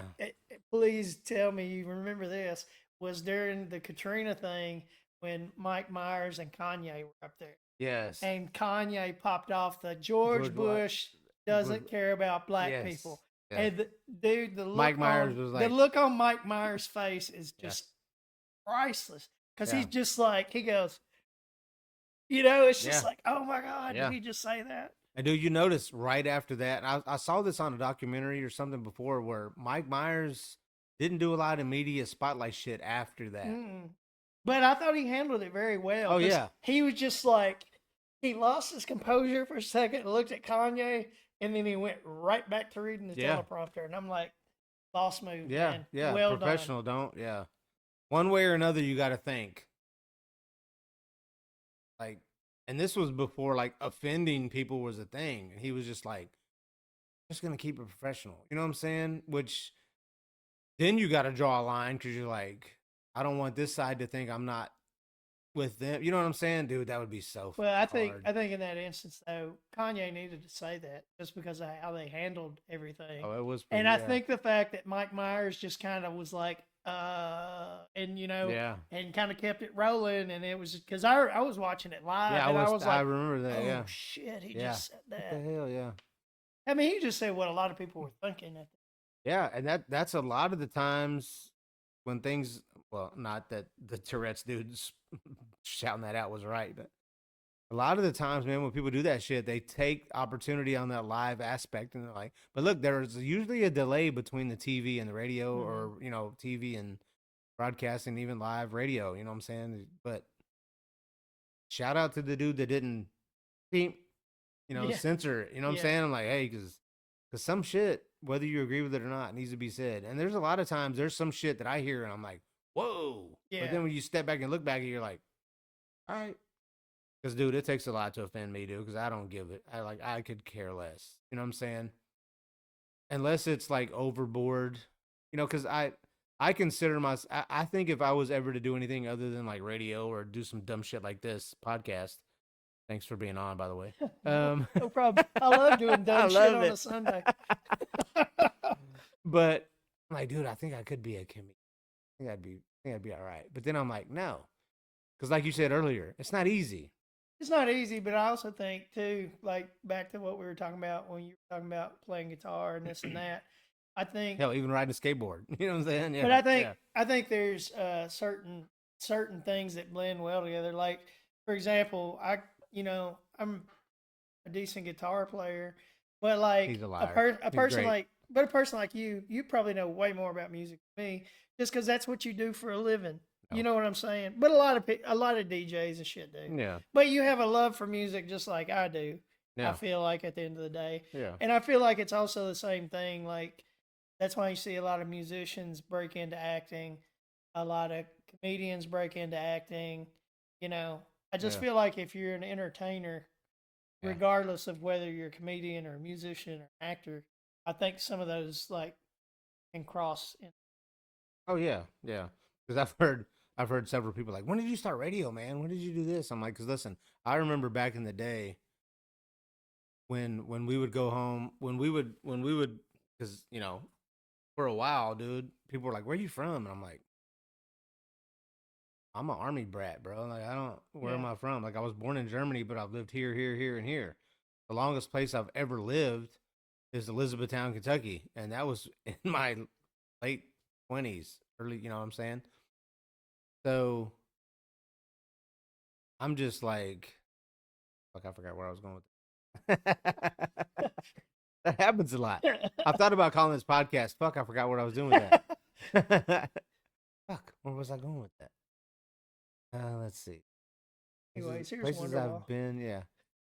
Yeah. Oh, well, no, because when my dad was in the army, when we would come back to the States or whatever for holidays, we'd go back to, because my mom and dad are originally from Eastern Kentucky, Pike County. So when we'd go back to either of my grandparents' houses, which were 5 minutes apart, they were right on the border of like Virginia, West Virginia, Kentucky. They were very Eastern Kentucky. So I would be like, a lot of my cousins lived there. So they had friends. They're like, hey, tonight we're going to this guy's house. We're going to hang out with this dude. We're going to play basketball with this dude. So I would just hang out with them, my cousins and a bunch of friends. But I became friends with this kid, Anthony Williams. Shout out, R.I.P. Me and Anthony would sit up all hours of the night with this little. You remember when you used to have the flat cassette recorder? You had to put record. You had to press record and play at the same time. Yeah. We'd put a cassette tape in, a blank cassette tape, and we'd be like, tonight on ESPN, Kentucky wins, blah, blah, blah, Yeah. blah. And we would fake like we were sports podcasters. You know what I'm Yeah. saying? And that's where it grew from. My love for radio was pretending to do that shit. And then it became Casey Kasem. You know what I'm saying? Yeah. Back in the day. And I'm like, dude, talking isn't easy. No.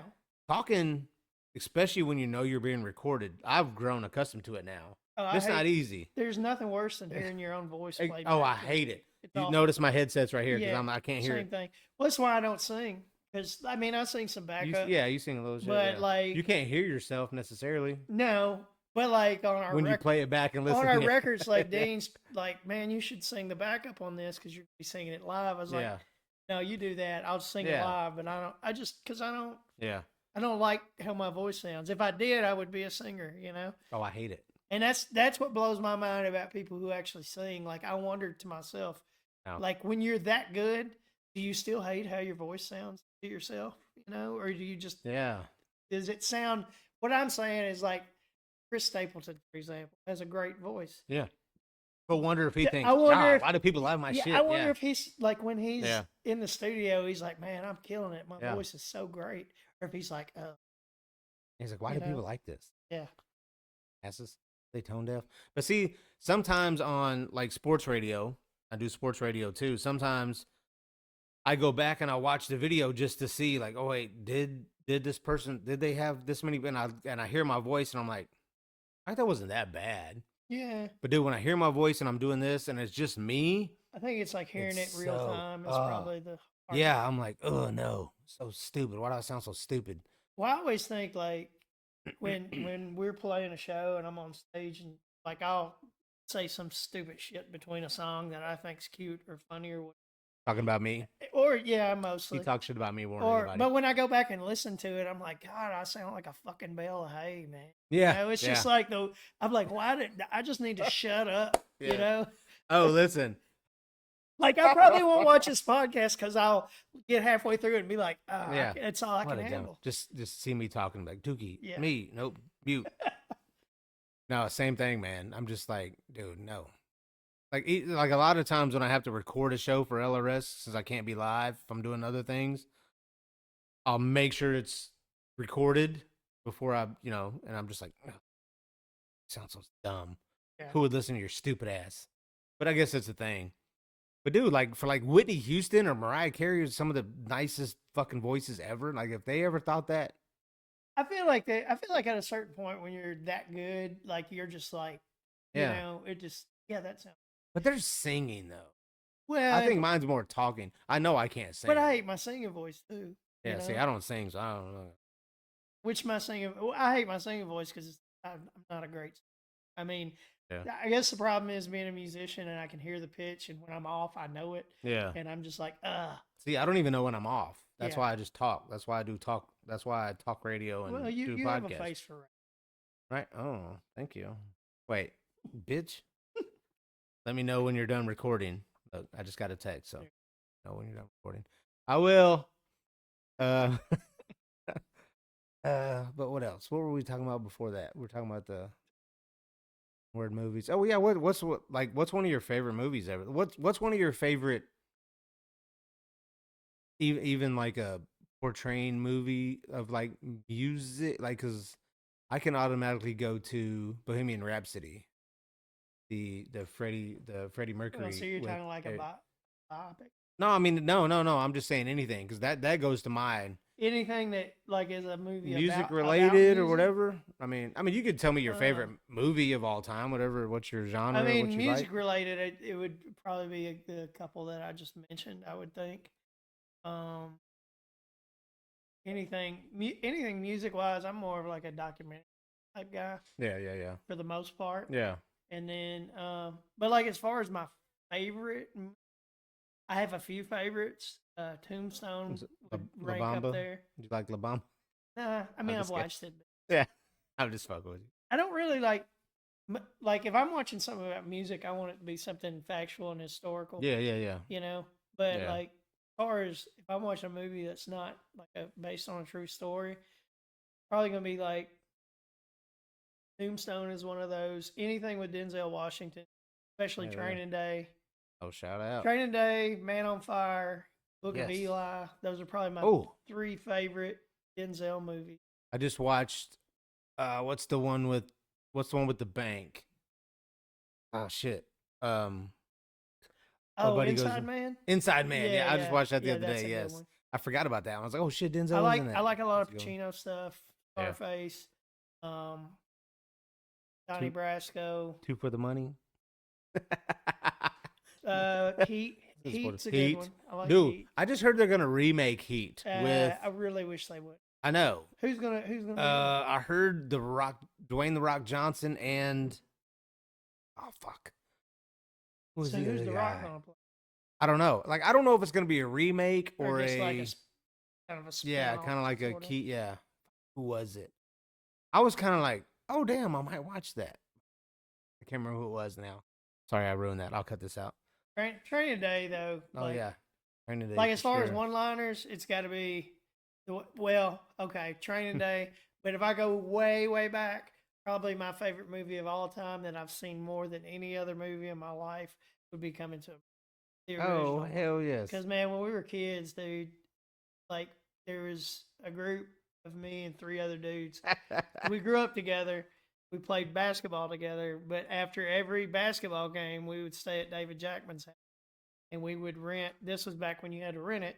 We Yeah, would yeah. rent the That VHS, yeah, yeah. and watch Coming to America. Like Hell yes. it's one of those where I can quote it from beginning to Yeah. end. Were you too poor to own it? Hmm? Were you too poor to own? You couldn't buy it? I mean, damn, bro. You know, you're talking about this 80s, bro. Yeah. You had to be That rich. to have a- 1999 you had to video, be- like, nope, I'll rent it for $3 or you had to $2 be- or dollar you had to be- night. well, Rent we it on had dollar VCR. night.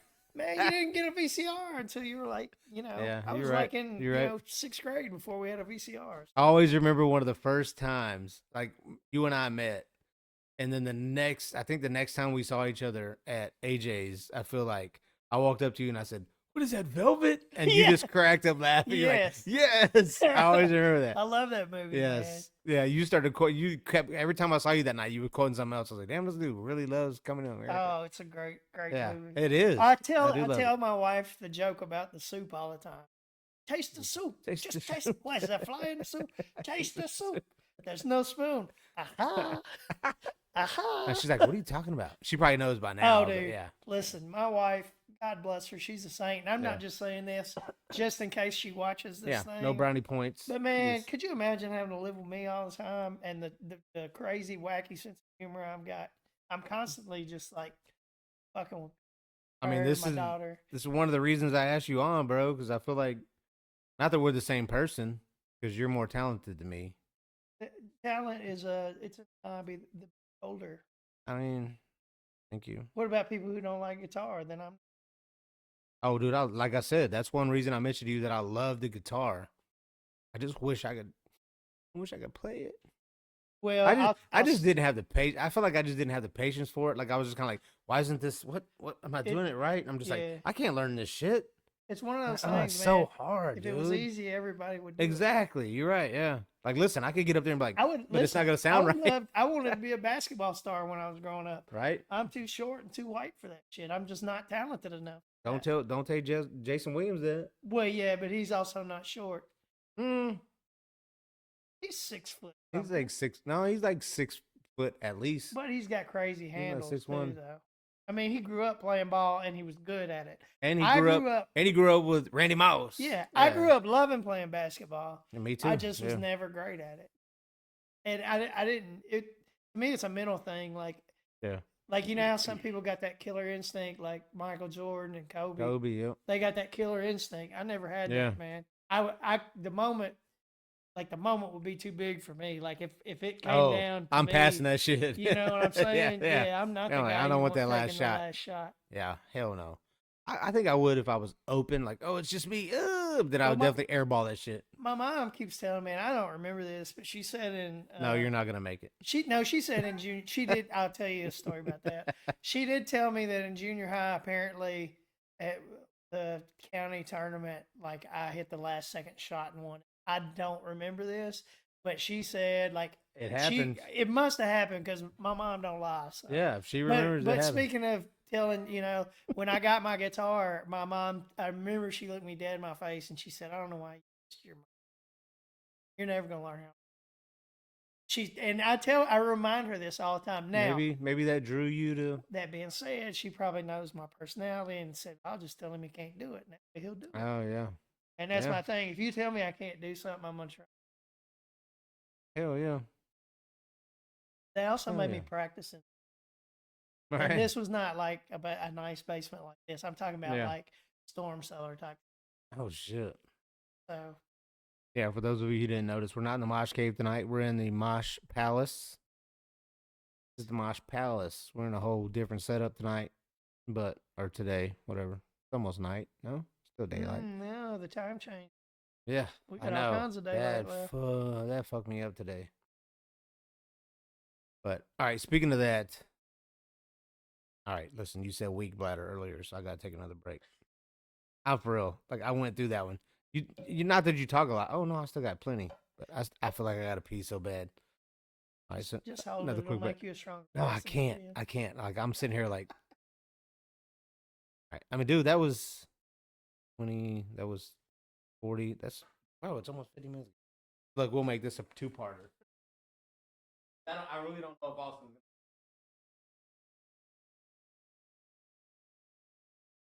Right on.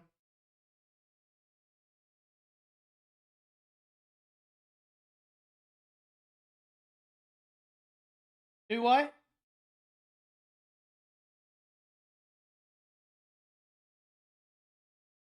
Oh, I always leave the seat up.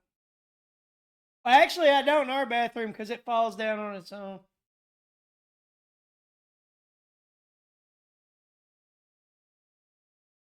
I didn't know.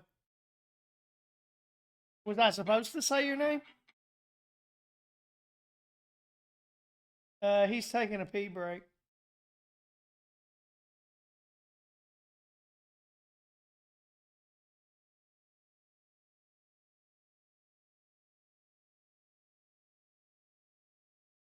Huh? Blunt Betty? Why, you got some blunt? Uh, Here's my thing. I love blunts. Problem is, I have to drive.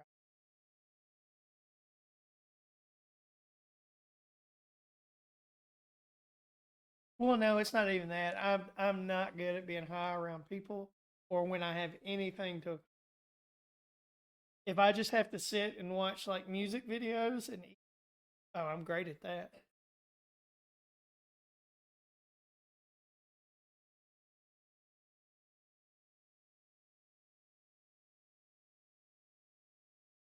I'm probably his best guess ever.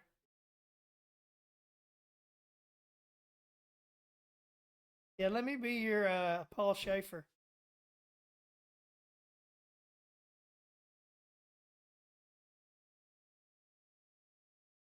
Radio, bro.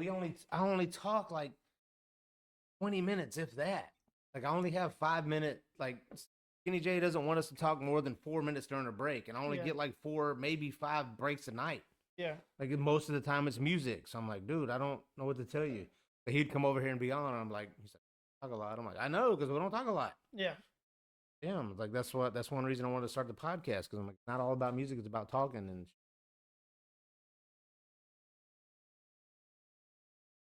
hey, be quiet, princess. Yep. All Did right. you just fart? Yeah. Either moaned or farted or something. All right, so let's talk about you mentioned Jordan and Kobe a minute ago. So what's Mhm. your where's your LeBron take? Where's the LeBron in your top 10? See, okay. So my first two are easy. Jordan, followed Okay. by Kobe. Oh, bet. That's Same. hands down. You won't tell me any different. Nope. Same.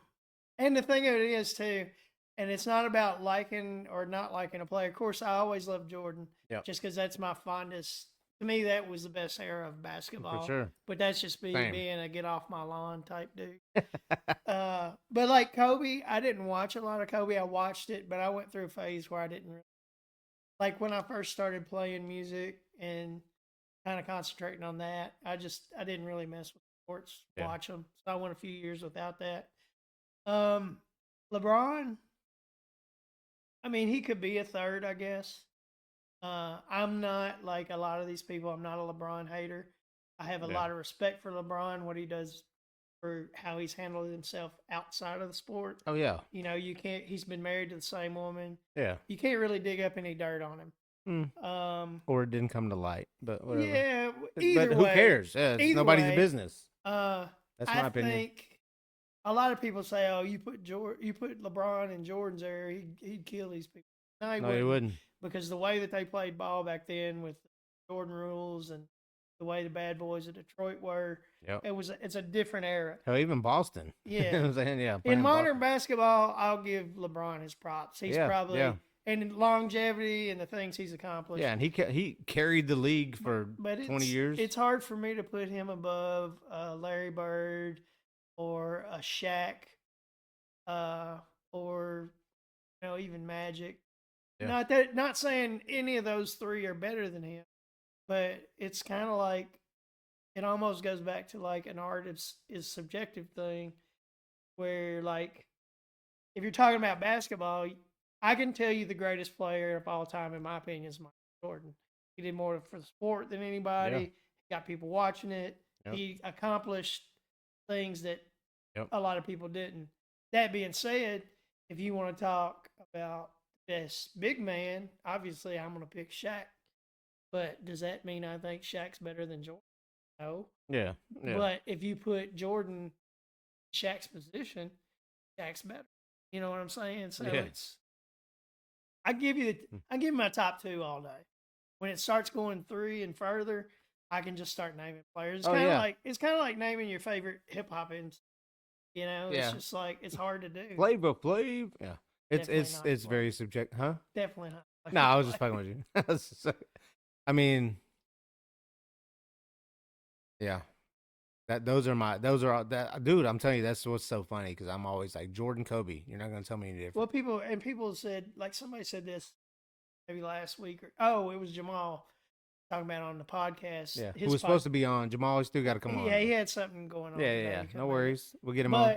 But like on his podcast, one of the questions was put together your starting five and your second five, and I Yeah. just basically said, give me the original team, with the exception of a couple players. I would take Christian Laettner on, Yeah. sure, and put. Oh, if you're just doing top five, yeah, Christian Laettner not even. If I did top 10, dream. No, Christian we're Laettner, talking about your starting five and your second five. Oh, okay, for- so for- top for 10, yeah. Put a team Yeah, yeah, together. yeah, I you got know, you. they Yeah. don't necessarily have to be who Oh, your still. top 10 players are. Still, I'm only picking 8, and I'm still beating your top 10. Oh yeah, for sure. Anybody could put, but see, that's the thing. I would put that dream team against any other dream. Oh, no other doubt. USA team. Yeah, no that doubt. you've had. Because you noticed that one team. What was the year? What was there was a documentary about that one team that was didn't 90, have Kobe. That was the one that had. There was one before Kobe that was just terrible. Like when Kobe was on the team. Oh yeah. That's what I was saying. Yeah. The documentary was about how bad Yeah. that team was. And then they added Kobe the next year, and then It was he was like, like, "Bro, was it come like on." early 2000? I was thinking 20. Yeah, whenever the next. Well, the 92 was the original dream team. Yes, that was the dream So team. it'd have Yeah. been 2000, probably 2000. 2000 Yeah, team, yeah. maybe. Probably around there. Yeah. But yeah, I watched the documentary and I was like, "Yep," because you guys didn't have to work. They were like, "Dude, even Dwayne Wade was like, dude." He's like, "Yeah, we go to practice, go out to the club, and come back." And we're like, "Kobe, where you?" He's like, "We were leaving for the club," and Kobe's like, "Where y'all going?" They're like, "We're going to the club. Come on." He's like, "Nah, I'm going to shoot." Yeah. And he said, "We'd come back from the club at 4 a.m, and Kobe be coming back." And he's like, where you coming from, Kobe?" And he's like, "I just finished shooting." They're like, "What?" Yeah. He's like, "Yeah, y'all Like don't that- want to win." That's also when he checked Gasol, remember? Yes. In that first game, just Yes. like straight ran through him. Yes. And he was like, "Man, we're not friends." Yeah, out we're here." not- yeah, And we're- that's what yeah, I'm saying. yes. Like that there's only been Mamba there's mentality. only been two people Yes. that had that mentality, and it's Jordan and Kobe. Yep. And I don't care what anybody says. As good as LeBron is, he don't have that killer. He in him. doesn't. He yeah. just don't. He's got the talent. He's got the talent inside of him. But dude, the head flop and I'm telling you, He don't have the ice in his. no. They do. I'm like, dude, you're too big to run into a Steph Curry driving to the basket and for the ref to call Steph Curry with his hands back, and you run into him and go, and Yeah. shoot the ball and want to foul. Yeah. No. Because Jordan would have been like, nope, I'm going to dunk over you, or I'm Yeah. going to drive around you, and I'm going to get, you know what I'm saying? Like, I don't even want to get it. But Yeah. did you ever say your favorite like music type movie? Music, man. Because you said your favorite. You said Training Day. What was your all time favorite movie? What'd you say? Coming to America. Coming to America. Yeah, yeah. Yeah. Classic comedy. And That's music funny. wise, I love it. Yeah. like Not even like a documentary type music. Because now that I think about that, I'm like, I mean, Black Snake Moan would be up there as far as like it involving music because that has a lot of blues history in it, and it's kind of based yeah. loosely off of an actual music. I'm Yeah. sure there's probably others. I just I don't can't think a lot think of people. them. I don't think a lot of people put that together until you said that. Well, I have this. Like, I'm super OCD, and like when I get into something, like I'm all the way. Yeah. So like when I got into playing guitar, well, even before I got into playing guitar, like I remember like two, maybe three different things I heard that I was like, wow. Yeah. And one of them was the first time I heard Run DMC and LL Cool J. I was just like, my mind was just Hell blown. yeah. But then I grew up from like probably first grade until high school. I didn't really listen to rock and roll at all. I was a big hip hop guy, Yeah. but there was something about blues, and I remember hearing "Manish Boy" by Muddy Waters for the first time. This would Damn. have probably been. This would have been in the '80s. It would have been the version that Johnny Winter, I think it was on Get Hard Again, Get Hard, or whatever the album was, but Johnny Winter produced this Muddy Waters album, and it was that Manish Boy, and you can hear Johnny Winter back, like, they're all like screaming and shit. Yeah. It sounds like a damn juke joint, and I'm just like, there's something hypnotic about that beat and just about what he was saying. I was like, man, that's cool shit. Hell yeah. And then I heard Stevie Ray Vaughan. I was just like, I don't know what this is. I like it. Hell you know? yeah. Damn. But like rock and roll, I remember the first time I heard Alice in Chains, who's my favorite band of all time. I hated them. Just like, man, I don't know what this is. I like it. But like after after hearing them a few times, I was like, they might be onto something, Damn. But that's usually how I am. Like if I hear something for the first time, I'm just like, and then it ends up being. It depends like, on what you hear. Yeah. Yeah. Yeah. very few bands I hear for the first time, and I go, that's gonna be one of my favorite bands. Usually just like gradual. Crazy. So one of your favorite hip hop ish bands, Run DMC, you said? LL Cool J, more hip hop No, or Run more DMC R&B? would probably be my all-time favorite, and the only reason for that is because I remember buying that cassette, Raising Hell. About that, Beastie Boys' License to Ill, Yep. and Fat Boys Crushing, all about the same time. Boys. Hell yeah. But Fat Boys were on that movie Borderlies. Yes. And I used to watch the shit out of that. But no, I've always like that shit was on HBO every night. Yeah. Yes. Just something about Run DMC, man. Yeah. I just remember that album, and I remember like we used to shoot basketball and just be playing that on our little boombox. Hell yeah. And then, but like probably, I mean, here's how much of a hip hop head I am. I have on my phone my top 10 MCs and my top 10 like Let's rap hear 'em. groups of all time. Let's hear them. Now these necessarily he's may putting the not glasses be in on. order. But Okay, so they're not ranked. They're just more. because it's hard for me to rank them. Yeah. Oh, but- I feel the same way. So you want to go rap groups or MCs first? You go. Tell Okay. us. So we'll go with groups first because that's All right. I feel like that's less controversial. Gotcha. So Run DMC, NWA, Outkast, UGK, Wu-Tang Clan, Two Live Crew, Beastie Boys, Public Enemy, Tribe Called Quest, Ghetto Boys, Cypress Hill. Ghetto And Boy. they all have a reason that they're in there. You Okay. know? Yeah. So, So no order at all. and these are not Not okay, ordered. Yeah. these are you not just say them, yeah. these are not my favorite rap groups. They're, in my opinion, the top 10 okay. rap groups of all time. Oh, I Because if got I you. was doing favorites, there would be some that aren't in here. Okay. Yeah. Cause see that's one Because thing. Run the Jewels would be in here if I was doing my favorite. I almost wore him to the Run the Jewels shirt. That's what's funny because that's what I was gonna say. Because I'm like, I'm when people always say like Tupac, Biggie, I'm like, well, I'm more of a Biggie guy Same. because yeah, I don't even know the reason. I just like Biggie better, but I feel like Well, Tupac was more hip hopish. Where I don't know. well, I don't. it's East Coast, man. It's New. Yeah. And Well, nothing against the Tupac West. started Nothing against the east, West Coast then went shit, west. but it Yeah, all started in New yeah, York. yeah. You know. But and then I'm like, Wu Tang is one of my favorite groups all time. But I'm like, that's when people say, "Who's your top 5 rappers all time?" My number one's Method Man. He's on I'm my, not saying he's on the my list. best. He's on my list. I'm as not saying well. he's the best. I'm saying he's my favorite. Yeah. Number one. And listen, and I know Jay Z's controversial right now. Jay Z used to be number one, and this was before all the controversy. But dude, Method Man, I'm like, I love Meth's. I love his flow. I love it. Like you can understand what he's saying. Yeah. See, my number one, Meth's in my top 10, but he's not Got my you. number one. Yeah. And see, I'm not gonna hate you for that. No, that's okay. Yeah, But here's the yeah. thing, though. Like the list.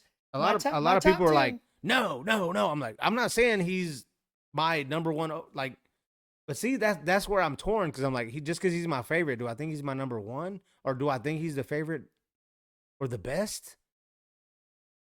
You know what I'm saying? Is that weird to say? No, because here's the thing. Like the list I just read you Yeah. is not my favorite rap group Yeah. of all time. But you didn't have them ranked. Those are historically to me Yeah. the ones that did the most Impactful for the culture. Yeah. Oh, yeah. And like deserved, each one of them deserved to be there for a certain reason. Yeah. Like I'm not a Two Live Crew fan so much. Yeah. But at what the time, the thing that they did for hip hop by giving a big fuck you to them, yeah. trying to censor everybody. Yes. And just plus they had the Miami thing going. Yep. Outkast is in there because of the Atlanta With the South, thing. yeah. Yep. You know, UGK. Putting the South on the map. Yeah. UGK for sure. is in there because of Houston. It's just like the different areas, you know. Yeah. Now here's the thing on my top 10 MCs. This is my favorites. This is not historically these guys did the most. Yeah. These are my favorites. There's 12 in here. Okay. So there's 2 honorable mentions. Top 12. But these are my favorites. Gotcha. And this is going to be controversial because a lot of people are going to be like, how can you not put so-and-so in? No, I mean, these are your picks. But no, and I'll give you my number one and then the rest are in no particular. Okay. My number one's Lil Wayne. Bet. And the reason why is because how relevant he's been for as many years and for the influence he had on the culture. Like nobody was getting face tattoos. No. Nobody was singing in their raps. Nobody was doing like you know what I'm saying? He helped put New Orleans on the map. He was kind of the punk rapper. Yeah, exactly. Yeah. He kind of made his own way. Yeah, he's my 3. He's my number 3. From there on, in no particular order, Method Man, Black Thought, Rakim, Ice Cube, Jay-Z, Nas, Snoop, Biggie, LL Cool J. My 2 honorable mentions, me, Eminem, Redman. Bet. And either of those 2 we could swap out. You know, oh yeah. They could be anywhere. So, Black Thought, was that Roots? Yeah. Okay. Yeah. Cool. And it's because of his lyrical content. Oh yeah. It's the way he delivers it, and that's why Rakim's in there. And I'll say this too, Rakim's a better rapper than I just like. Yeah. Gotcha. In my opinion, Rakim should be like top 3 in anybody's list. Yeah, I'm telling you, dude. When you said Ice Cube, I'm like, dude, he's so underrated. Well, because him and LL Cool J both, because they made successful careers.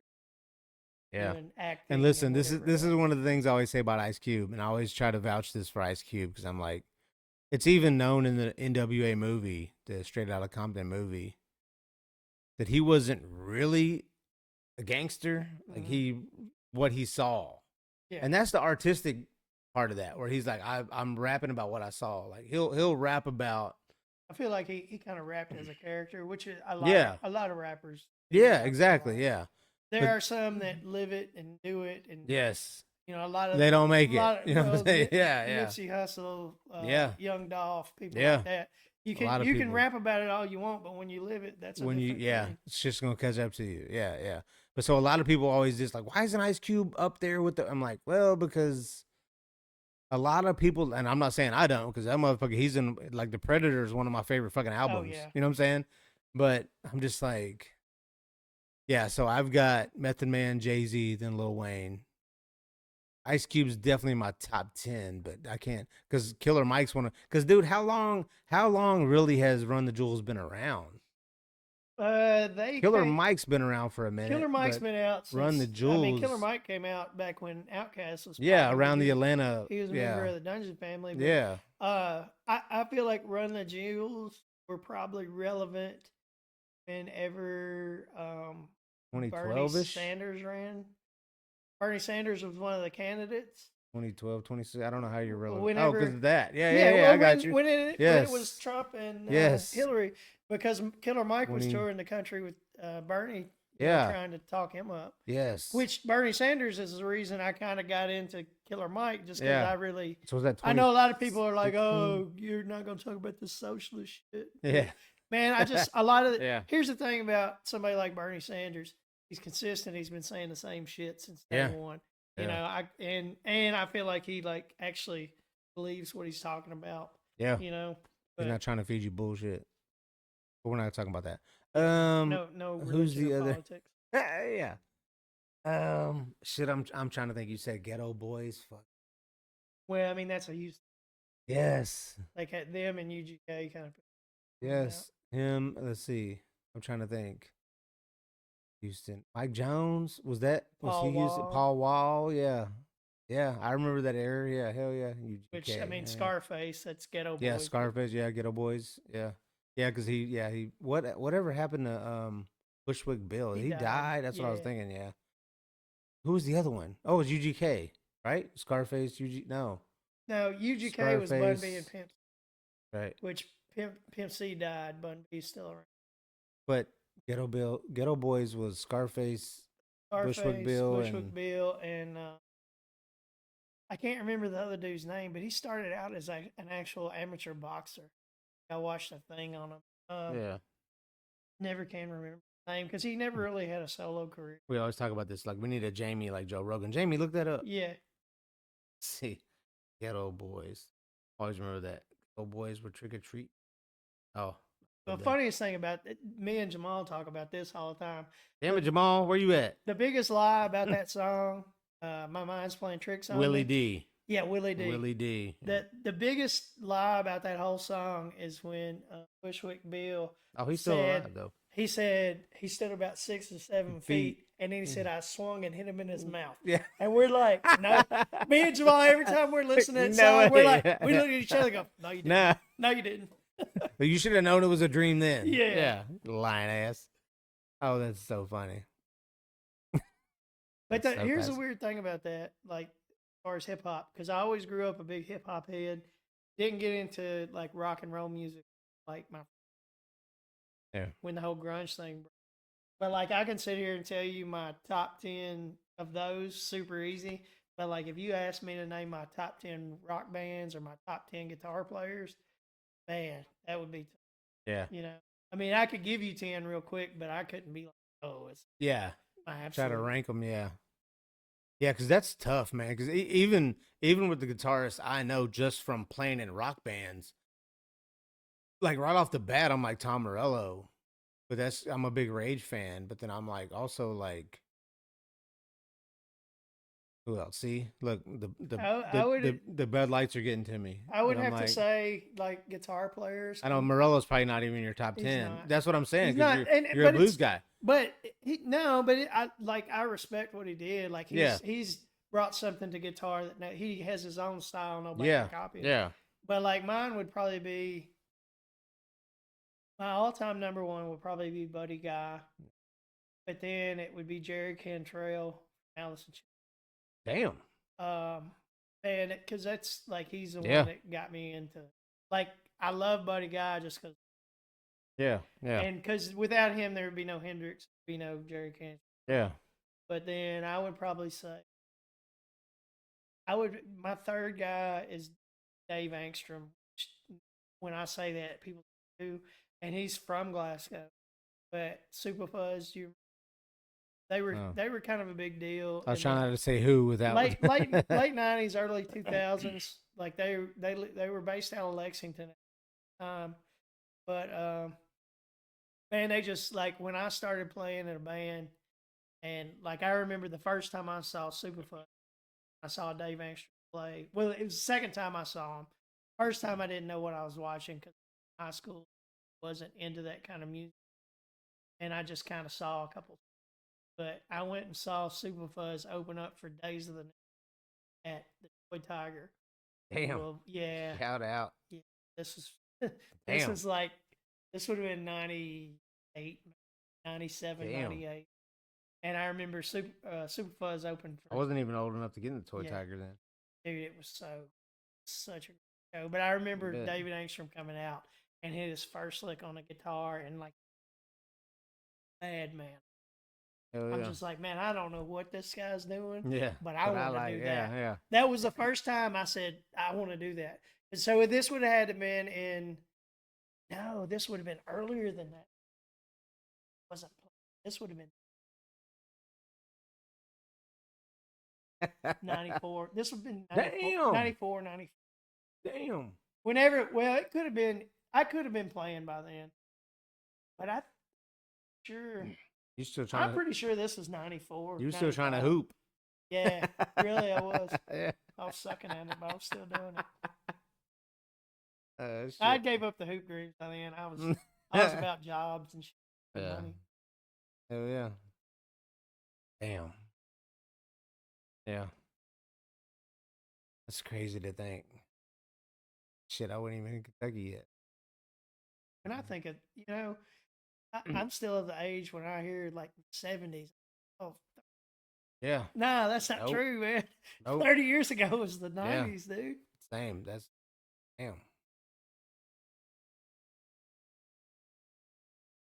Crazy to think, like, I don't know, when I go back to think about like the 90s, first started playing, like we played in the late 90s, early 2000s, man, we were playing a lot when I was floor. I had another band called Stutterbox, Stirbox? yeah. Yeah. which went over well in Louisville because we sounded a lot like the Def. For some reason, Oh yeah. at that point, people were just into that. Yeah, yeah. It has its sound has its thing. Like you said, grunge earlier. Yeah, like people like wonder what the next thing is. Cause like what do they call like Gojira? They call them degent. What do they call them? They call them something. It's like the sound the guitar makes. Degent. Yeah, You know what I'm saying? It's something like that, and I'm just like, wasn't that grunge? But they add a different thing to Well, it, so they're they call it tuned- a different thing. They're and I'm tuned like, down a lot why? more. It's almost like it's almost math rock in a way. You know what I mean? It almost has this like mathematical format. Oh to yeah, it, yeah. Which I mean, like I like some of their stuff. I like them because she can scream like hell. They're different, but it's not like would I throw their album in? Yeah, no. Because I'm not that No. angry anymore. Yeah. Back in my 20s, maybe. Yeah. Shit. So who you listening to more nowadays? Hip hop or No, man, I go through phases, honestly. I do too. Lately, it's a mixture. Lately I've been doing like I watch a lot of YouTube at home just because I like to have something on TV, but I like Yeah. to be able to do stuff while I'm doing it. Yeah. So like I'll look up a band, like a few of the bands that I've really been into here lately that I've discovered. There's a band called The Strip, which is like they're kind of like almost a mix of punk rock and scum rock. I call it scum rock. Apparently, I didn't know this, but like people like Guns N' Roses type shit, like a LA glam rock kind of thing, Yeah, but yeah. not with the big hair and shit. So not It's Molly like- Crew. But, No, yeah, like- yeah. Like Buck Cherry. Like to me, that's Okay, what that's apparently that's called scum rock now. Hmm. But I kind of stumbled across this band called The Strip by accident. They're from like and they're pretty cool. They're like a 4-piece. It's has a lot of AC/DC influence to it, but with a lot of punk, like Yeah. 3 chords. But Gotcha. then there's a band called Backyard Babies that I discovered who they've been around in the 90s, but they're from Stockholm. Hmm. They're pretty cool. Another band from Sweden, Thunder Mother, like this chick band. I've heard of them. Oh, dude, they're they're all female band. Yes, so I've heard of good, Thunder though. Mother. They're so good. Thunder Mother. Yeah. Let me see, bro. I'm telling you, But this stuff, here's the thing: I start that's watching. so I crazy. start watching YouTube, and it Yeah. just pops up in my algorithm, and like it'll all of a sudden it's playing something else. Like there's this industrial band almost. They kind of remind me of like Nine Inch Nine Inch Nails, Nails. Yeah. but they're called Nova Twins. Yes. 2 black chicks from Yes. like London. They have this song called Cleopatra. Oh yes, I love that song. dude. Yes. I'll spit. Yes. It's Yes. like the best. I've lyrics seen ever. them at Sonic Temple, and I want to say they were louder than life last year. Dude, the shit that they Maybe. can do with their pedal boards Yeah. and like all that shit, like Yeah. blows my mind. Yeah. But then, Yeah. and so I started listening to them, and then that kind of popped up this band called Saint Agnes, which they're from London. I've heard of them, but I haven't heard. They're of them. like, they're industrial, but they're almost more like Nine Inch Nails. Yeah. Man, just a lot of that shit. Like, just I try to stay on like some new music, but as far as like Yeah. going back to my go-tos, I can always throw some Alice in Chains on. Social D, man, I always listen. Especially the new single just came out, and then they album that's Big Wreck, which is a band like a Big lot of Wreck. people have heard of. Yeah, I've They're heard from, of them. Yeah. from Canada. Yeah. There's a lot of Canadian bands like I've discovered on accident. That's Danko Jones is one I just Danko recently Jones, yeah. discovered. Never really listened to them much. Yeah. They popped up on my Yeah. feed. seen them at. Dude, it's so crazy that you're mentioning a lot of these bands that I think I've seen at Sonic Temple. They haven't been at Louder Than Life yet, even though they're still Danny Wimmer. I've seen them a lot on festivals. Well, I've seen Danko Jones before. But I also get like I got on a big not last year, but year before last. I somehow won tickets to Bourbon and Beyond. My daughter, and we saw Teddy Swing. Just Yeah. like, oh my god, Eddie this guy's Swims, great. yeah, You know, for sure. Yeah, that's one of the things about what you said about the a lot of these European bands are starting to break through here in the United Mhm. States. You're not seeing a lot of hip hop coming here because hip hop was born here. You know what I'm saying? Where rock and roll was more born Beatles, yeah. you know, and like a lot of people say Elvis stole from the blues from Yeah, the from well, I the mean, in my opinion, there's only 2 true American art forms that originated in Yeah. America. Yes. Okay, You gotcha. know, because you can make the argument rock and roll country that all came. Yeah. There's a documentary. I think it's either on Netflix or Prime called Rumble Music. I forget what it is. Yeah. But basically, if you haven't seen it, you got to go watch it because I'm a history buff, especially music. Yeah. But it basically tells the story of how indigenous, even jazz and blues came from that. Yeah. Like from the Native Americans and brought the slaves over. A lot of them intermingling, Yeah. actually. Making music. Yeah. Not just making music. Yeah. England. Yeah. Making And babies. that's where like a lot of the yeah. like the meshing of the influences. and- cultures and yeah. meshing of musical things and stuff like Yeah. that. That's awesome. So hip hop derived from kind of like poetry and like jazz and Hip you hop, know what I'm saying? well, it derived from block parties. They used to have block parties in Jersey and New York back in the late 70s. Like the African Bambaataa. Well, but it was even Before before that. that. So basically, what they Yeah. would do, they would be having parties. There wasn't really an MC. There was a dude up there playing music, and I forget who it was. I've watched a documentary. Yeah, I would say on I it. remember seeing a But, documentary. Yeah. this one DJ figured out that that people would dance if he just played like the drum breakdown. Yeah. Like, and he would just keep looping it. So that's why he got 2 turntables. Yeah. And he would just loop it back and Yeah, forth, yeah, back yeah. and forth. And then the MC came about as people were partying. He would get up there and say, "Hey, y'all having a good Yeah. time," that type stuff. Yeah. And then it just kind of evolved from there. You know? Yeah. This is where your Dr. Dre But a lot came of people from. say, "Oh, it was Sugar Hill Gang." No, it was before then. Shit was yeah. going on years yeah. before them. Yeah, that's why I mentioned Africa Bambaataa, because I'm like, I remember seeing a documentary and they were talking about them, and I was like, hell yeah.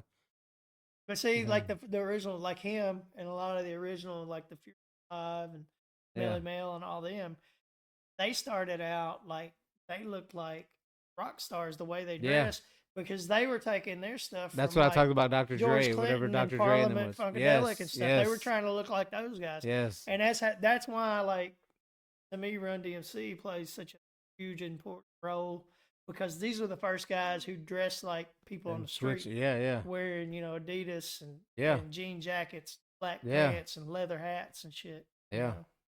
Hell yeah. Damn. Dude, I go down rabbit holes, man. If there's a hip hop documentary or blues documentary, Same. I've watched it. Yeah. I love that. I just like feel like you should know where, Yeah. Yeah. Like I remember what was the big like underground hip hop out of New York was shit. Try to tell myself not to go down this rabbit hole when we're recording. It was a tall white guy and like a Hispanic dude. They started like the college radio. Oh, Shit. Slim and Skinny. No, Yep. I See? saw a documentary. That's why I on try it. not to bring it up. They had like a college radio show. Yeah. Slim and some. No, I can't even remember. I know exactly. I've seen the documentary. Oh God. Yep. Now I'm I gonna have to know. look it I didn't up. want to bring it up, but I had to bring it up. But either way, they're one of the most influential like hip hop playing on radio, and it started on college radio. Yeah. Then they got big. Well, they had a lot to do with like I think they were the first to play. Maybe. Yeah, several like Wu Maybe Tang and a bunch of them. Yeah, Wu Tang and. yeah. It's like where I need a. I don't think it's Slim. got I think notes. you're on the same thing. It's like Not Slim. It's like 2 nicknames. yeah. Influential. Yep. See, and it's gonna say hop. Then hit. Either way, I'll cut this. We got to find out who this is. See, this is where like you wish like stretch and Babito. Stretch and Babito. Stretch. You kept saying Slim, but I was know getting it it mixed Slim. up with Yes. Slim and Husky's, the pizza joint in Nashville. That's like hip hop thing. Yeah. Yeah, Stretch and Babito. Stretch and Bobito. Yep. Yeah. Classic. People would like be begging, like, play us. Yeah. And they didn't even like mean to like. Yeah. They were just just like 2 grew into college something, kids yeah. just doing something. Yeah, because you never know what's going to be influential, like LRS radio. Like I still can't believe, like, because I remember coming here and like LRS Fest, and then there was an X Fest in like Illinois or something. I did see the other day the anniversary of Fred Durst being in 2003 causing the first like Ticketmaster refund because him and a Chicago DJ got into it. That was my first rock concert ever. Really? 2003. It was Metallica, Limp Bizkit, Linkin Park, Deftones, Mudvayne. It was the Summer Sanitarium 2003 in Chicago. And me and my me and my ex-wife. It was my first concert, and I was huge into Linkin Park. I loved Limp Bizkit and Metallica, of course, because I had just kind of grown on the genre. Because I was, like I said, I was like you, bro. I grew up like a hip hop head. Like my rock bands were like Def Leppard and Bon Jovi. Like, when I started hearing the about whole hair metal. Yeah, well, see, that was it for me. Like, I Yeah. wasn't into Motley Crue. I knew Bon Jovi because of their hits. I knew Def Leppard and Poison just because of my aunt and my sister. But then when I heard hip hop, I was like, cool. But then a buddy introduced me to Rage Against the Machine and Linkin Park. And I was like, this is like intertwining both of these. It's amazing. So my ex-wife and I were dating at the time, and she was like, we're gonna go to Summer Sanitarium in Chicago. It's Metallica, Limp Bizkit, Linkin Park, Deftones, Mudvayne. She was a Deftones fan. Like, I was like, hell yeah. So we went. When Limp Bizkit came on, like they played, I want to say 5 songs, and nobody was doing anything. And it felt like just me and her were like, break stuff, you know what I'm saying? And we're Yeah. like, what the fuck's going on? People were throwing shit, and Fred Durst started calling everybody names, and they left. Like there was like a 90-minute break between them and Metallica, because Metallica was Yeah. waiting until dark. Yeah. Because they needed to be dark for the light show and all that shit. I just saw the other day, it was the anniversary of that, and I was like, I was there. Damn it. But I was so mad because, like, of course, Mudvayne kicked ass. They were new. Deftones kicked ass. They were new. Linkin Park was a little older, but they still had Hybrid Theory. They were working on the second album. And at that show, they were like, hey, this is our new album, Meteora, which was their second iconic album. Yeah. But they were like, this is going to be on their new album. And this is the first time we heard it. I was like, that's fucking dope, you know? Yeah. And then it was Limp Bizkit, who played 5 songs. And then Fred Durst said, fuck y'all, and walked off stage. And we're like, so then it was just radio play. We're just listening to music until Metallica came on. I was like, this fucking sucks. So Ticketmaster was like, we're going to give y'all a $70 or something refund because you didn't hear the whole show. And I was like, I don't care. Am I ever going to see that? I'm not going to see that money. Who gives a shit, you know? But that was pretty cool. Always enjoyed. But that was my first rock concert. Summer Sanitarium, 03. All right, man. So we about done. We're gonna do a part 1 and a part 2 with this one because this one went. I think we got a little But it's long cool. one, didn't we? I mean, hey, it's still badass. It's cool that it can go this long. You give me Coronas and start talking about music, right? Be here all day. I love it though. I'm just trying to think. Who was the? There was another guitarist, Gary Moore. Oh, Gary Clark Jr. Gary Clark Jr. Yeah. Yes. He's done some Urban and Beyonds. Here's my. Okay, I love Gary Clark Jr. Love him. Yeah. Love his music. I got the chance to go see him. I think it's been either last year before last. Yeah. At the Palace, and yeah, I was super stoked. We had great seats. His album had just came out. His new album, not a big fan. Not very much blues, but man, I told my wife before we went, I said, watch, we're going to get up here and he's going to play only his new album. New shit, yeah. And he did. Yeah. Like he played maybe 2 songs that I wanted to hear. Yeah. I couldn't hate on him, but I was just so disappointed and angry about it. Yeah. I was just like, yeah. It happens. There's been times when I've shown up to a Trash Devils and all they play is Fuck Truck over and over. Well, like 4 times. You only get 5 songs. You play Fuck Truck 4 times. Gotta give the people what they want. I'm just kidding. You guys have been great every time I've seen y'all. Out of the 23 times, maybe 2. Feels like it does. It feels like a lot. It feels like every show I go to, I'm like, Trash Devils again. No, check them out. I feel the same way. I'm like, I'm kidding. I love it. But then you're like, let me get this opening band, Mercury Ballroom. Fuck, or Mercury Boulevard. Like, fuck, we play for them too. Fuck, then you got to play for them. I said Mercury Ballroom. That's funny. That's where I lost my teeth. But anyways, we'll talk about that later. That's another episode. I mean, a lot of people already know. Anybody that follows me should know the story by now. You don't. Fuck it. Who cares? But check out Trash Devils. Got new shit coming May 8th? May 8th. Yes. If you want to. You don't have to. They don't stress it. They're a punk band. They're like, don't listen to this. You just show up to the shows and buy merch. Yes. Whether you listen to the they do have some cool merch. I haven't bought any. Still worth buying. What else?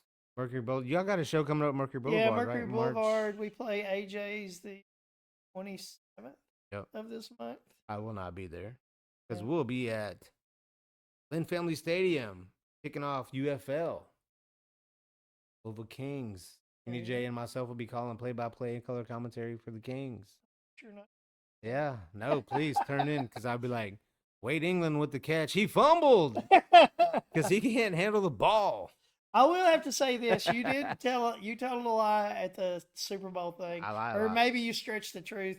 Because when I sat down with Skinny J to talk about football, he's like, "Oh, let this guy talk with you. He knows all kinds of stuff about football." I was like, "No, I don't. You just want to go to the bathroom, dude." Yes, bro. I I was know hungry. all kinds of things. Like as long as we were talking about the Saints, we were good. When he got off on other topics, I was like, "Well, this does. is embarrassing." He does, yeah. Yeah. But I was just trying to. I was like, "You come here." Yeah, You were yeah. like, "Sure." I was like, "Not with me, with him." Bye, dude. I had to piss. I needed another beer. I was hungry. It happens. It happens. I needed to mingle a little bit. People were like, Dookie, Dookie. I was Yeah. like, I'm on here. Stop. Yeah. No. I But either remember it way. the same way, Yeah. except opposite. You had your Bobby Aber jersey. What jersey did you have on? No, I had a Jimmy Graham jersey on Jimmy- that night. That's right. The Seattle Seahawks Come favorite on, tight man. end. Yeah, but here's the thing: he never did shit after. You're right. No, Yeah, because I remember that year because I was like, oh, that's Russell Wilson's go-to tight end now. And I was like, not so nope. much. They couldn't even hand the ball off to Russell Wilson or Marshawn Lynch when they wanted to. Yeah. Damn. We didn't even talk sports. We didn't need to. We talked about how shitty you were of a basketball player and Yeah, I picked feel up the like guitar instead. I feel like as far as sports go, that's all you need. Now that I know you're not from New Orleans, it's all been a lie. Dude, it's funny because a lot of people. I could have swore. Like I could have You swore should be somebody able to told hear me. me he was from- talk and realize I'm not. I just figured you lived in Glasgow enough of your life Yeah. that you. No, I know. I've only been going to New Orleans but I've been going there like hardcore for 20. Yeah, it's. So I respect feel it. like I go there enough where people stop me and be like, "Can you tell me how to get to such and such?" Yeah. I'm like, "Yeah, Yeah, go down here go 2 down, blocks yeah. here and here." It's the Saints yeah. hat and the like. Even when you pulled in, she was like, "Where's he going?" I was like, "Oh, it's definitely him because that's." Saints Oh, yeah, or the license yeah, plate. license plate. Yeah. But yeah, like a lot of people always ask me, "Where you from?" Just because of the way I talk. I'm like, I don't know how to talk where I'm from. 'cause Yeah. I'm not from anywhere. Yeah. You know, I'm like, I don't know where to say I'm from. Like the longest place I've ever lived is E-Town, Kentucky, because Well, when That's the I most go I've down ever- there, like Marla's family and anybody I talk to, they know immediately when I open my mouth that I'm not from. yeah, But that being said, you get Tourists about are like, you yeah. get a 6-pack in me. Yeah. And get me down there and having a good time. Next Yeah. thing you know, I'm out there calling, "Hey, Marla, come here, give me some water." You know, Yeah, that kind of yeah. like Hey, that old old New Creole. Orleans Yeah. thing. Look at that Creole. Yeah. Your Bobby Boucher comes out. Yeah. She showed me her Respect. boobies and I like them. That's all you gotta do. Oh shit. We didn't even talk about that. Sports. But whatever. It's all good. Check out Trash Devils, Mercury Boulevard, the new band they got coming out with that they won't talk about. Well, it's not really new. It's just something me and Oh. Nate are doing with Oh. somebody who's already established. Oh. It's just it's kind don't of up in listen the to it. air right now. It's just kind of like a little because Nate and I have the a little bit of the tism and we can't just sit still. You know Oh what I yeah. mean? I know We that. always got to be out doing something, For playing sure. some music. Somebody that's already established. I bet I can get I'm not gonna tell. Ice Cube. Yeah, I'm not gonna tell you even if you. Bitch, you better tell me if it's Ice Cube. I'll tell That'd you be off. fucking I'll dope. tell you off there. I got you. We're done. That's pretty dope. Was it Jerry Cantrell? Yeah. That'd be amazing. Kick Nate out though. And I guess that's it. Fun show. Yeah. For Thanks show. for having me. I wish there was a way that I ended the show, but kind of like like just stop Say- when we get to the point where we're not talking. say bye. I can just keep it rolling. I kind of got to pee Holy too, shit. so Gotta pee too. I'll go upstairs. All right, for real though. My guy Wade, the Electric Pirate. Check out Trash Devils, Mercury Boulevard. There's some YouTube shit. We've got some shit on both of them bands on LRS. We did a lot of Facebook Lives. Check them out. Mercury Boulevard one got a lot of views. One I remember. Then when I went to the punk rock night, Infidel, I don't know how to say it. Whatever that place is. Infidels, yeah. You That got tried, a lot of and, views. and everybody thought you knew Spanish. Yeah, but then y'all were like, Dookie from, and I was like, fuck, man, don't point me out. So I kept looking at this mirror. I was like, don't point me out. So I was looking this way. And I was like, don't do that shit. But either way, it was a fun night. I'll make sure to do that again. Sure, Yeah, I'm sure you will. And I'll be like, eggs. Nah, I would do that. I wouldn't want to hit your equipment. I would want to hit you, but not your guitar. Because if I hit your guitar, I'd be like, then I'd feel like T.I. when you were 50. He's going to kill me. We never did talk about beefs. You guys never said you had any beef. I really don't. Yeah, I we don't don't have any beefs. I like everybody. The bands, whatever. And even if I had beefs, I'm not gonna say. Yeah, There's a recorded record of Yeah. it. And, ELE, everybody love everybody. oh, did you? Yeah, Yeah. I'll tell y'all tomorrow. But thanks again. Another episode of the One Man Mosh Pit. Be sure to check out the Mosh Pit on LRS102.com, LRS102 app. Check it out. Monday through Friday, 9 p.m. Check out all of Wade's stuff. Trash Devils, Boulevard, unknown OnlyFans. band shit. OnlyFans. He's on OnlyFans. Feet pics only. Yeah. Check out his corns. I got nice feet. I mean, I stopped playing basketball in an early age. man, you guys are that'll be debatable, but whatever. But all right, that's it.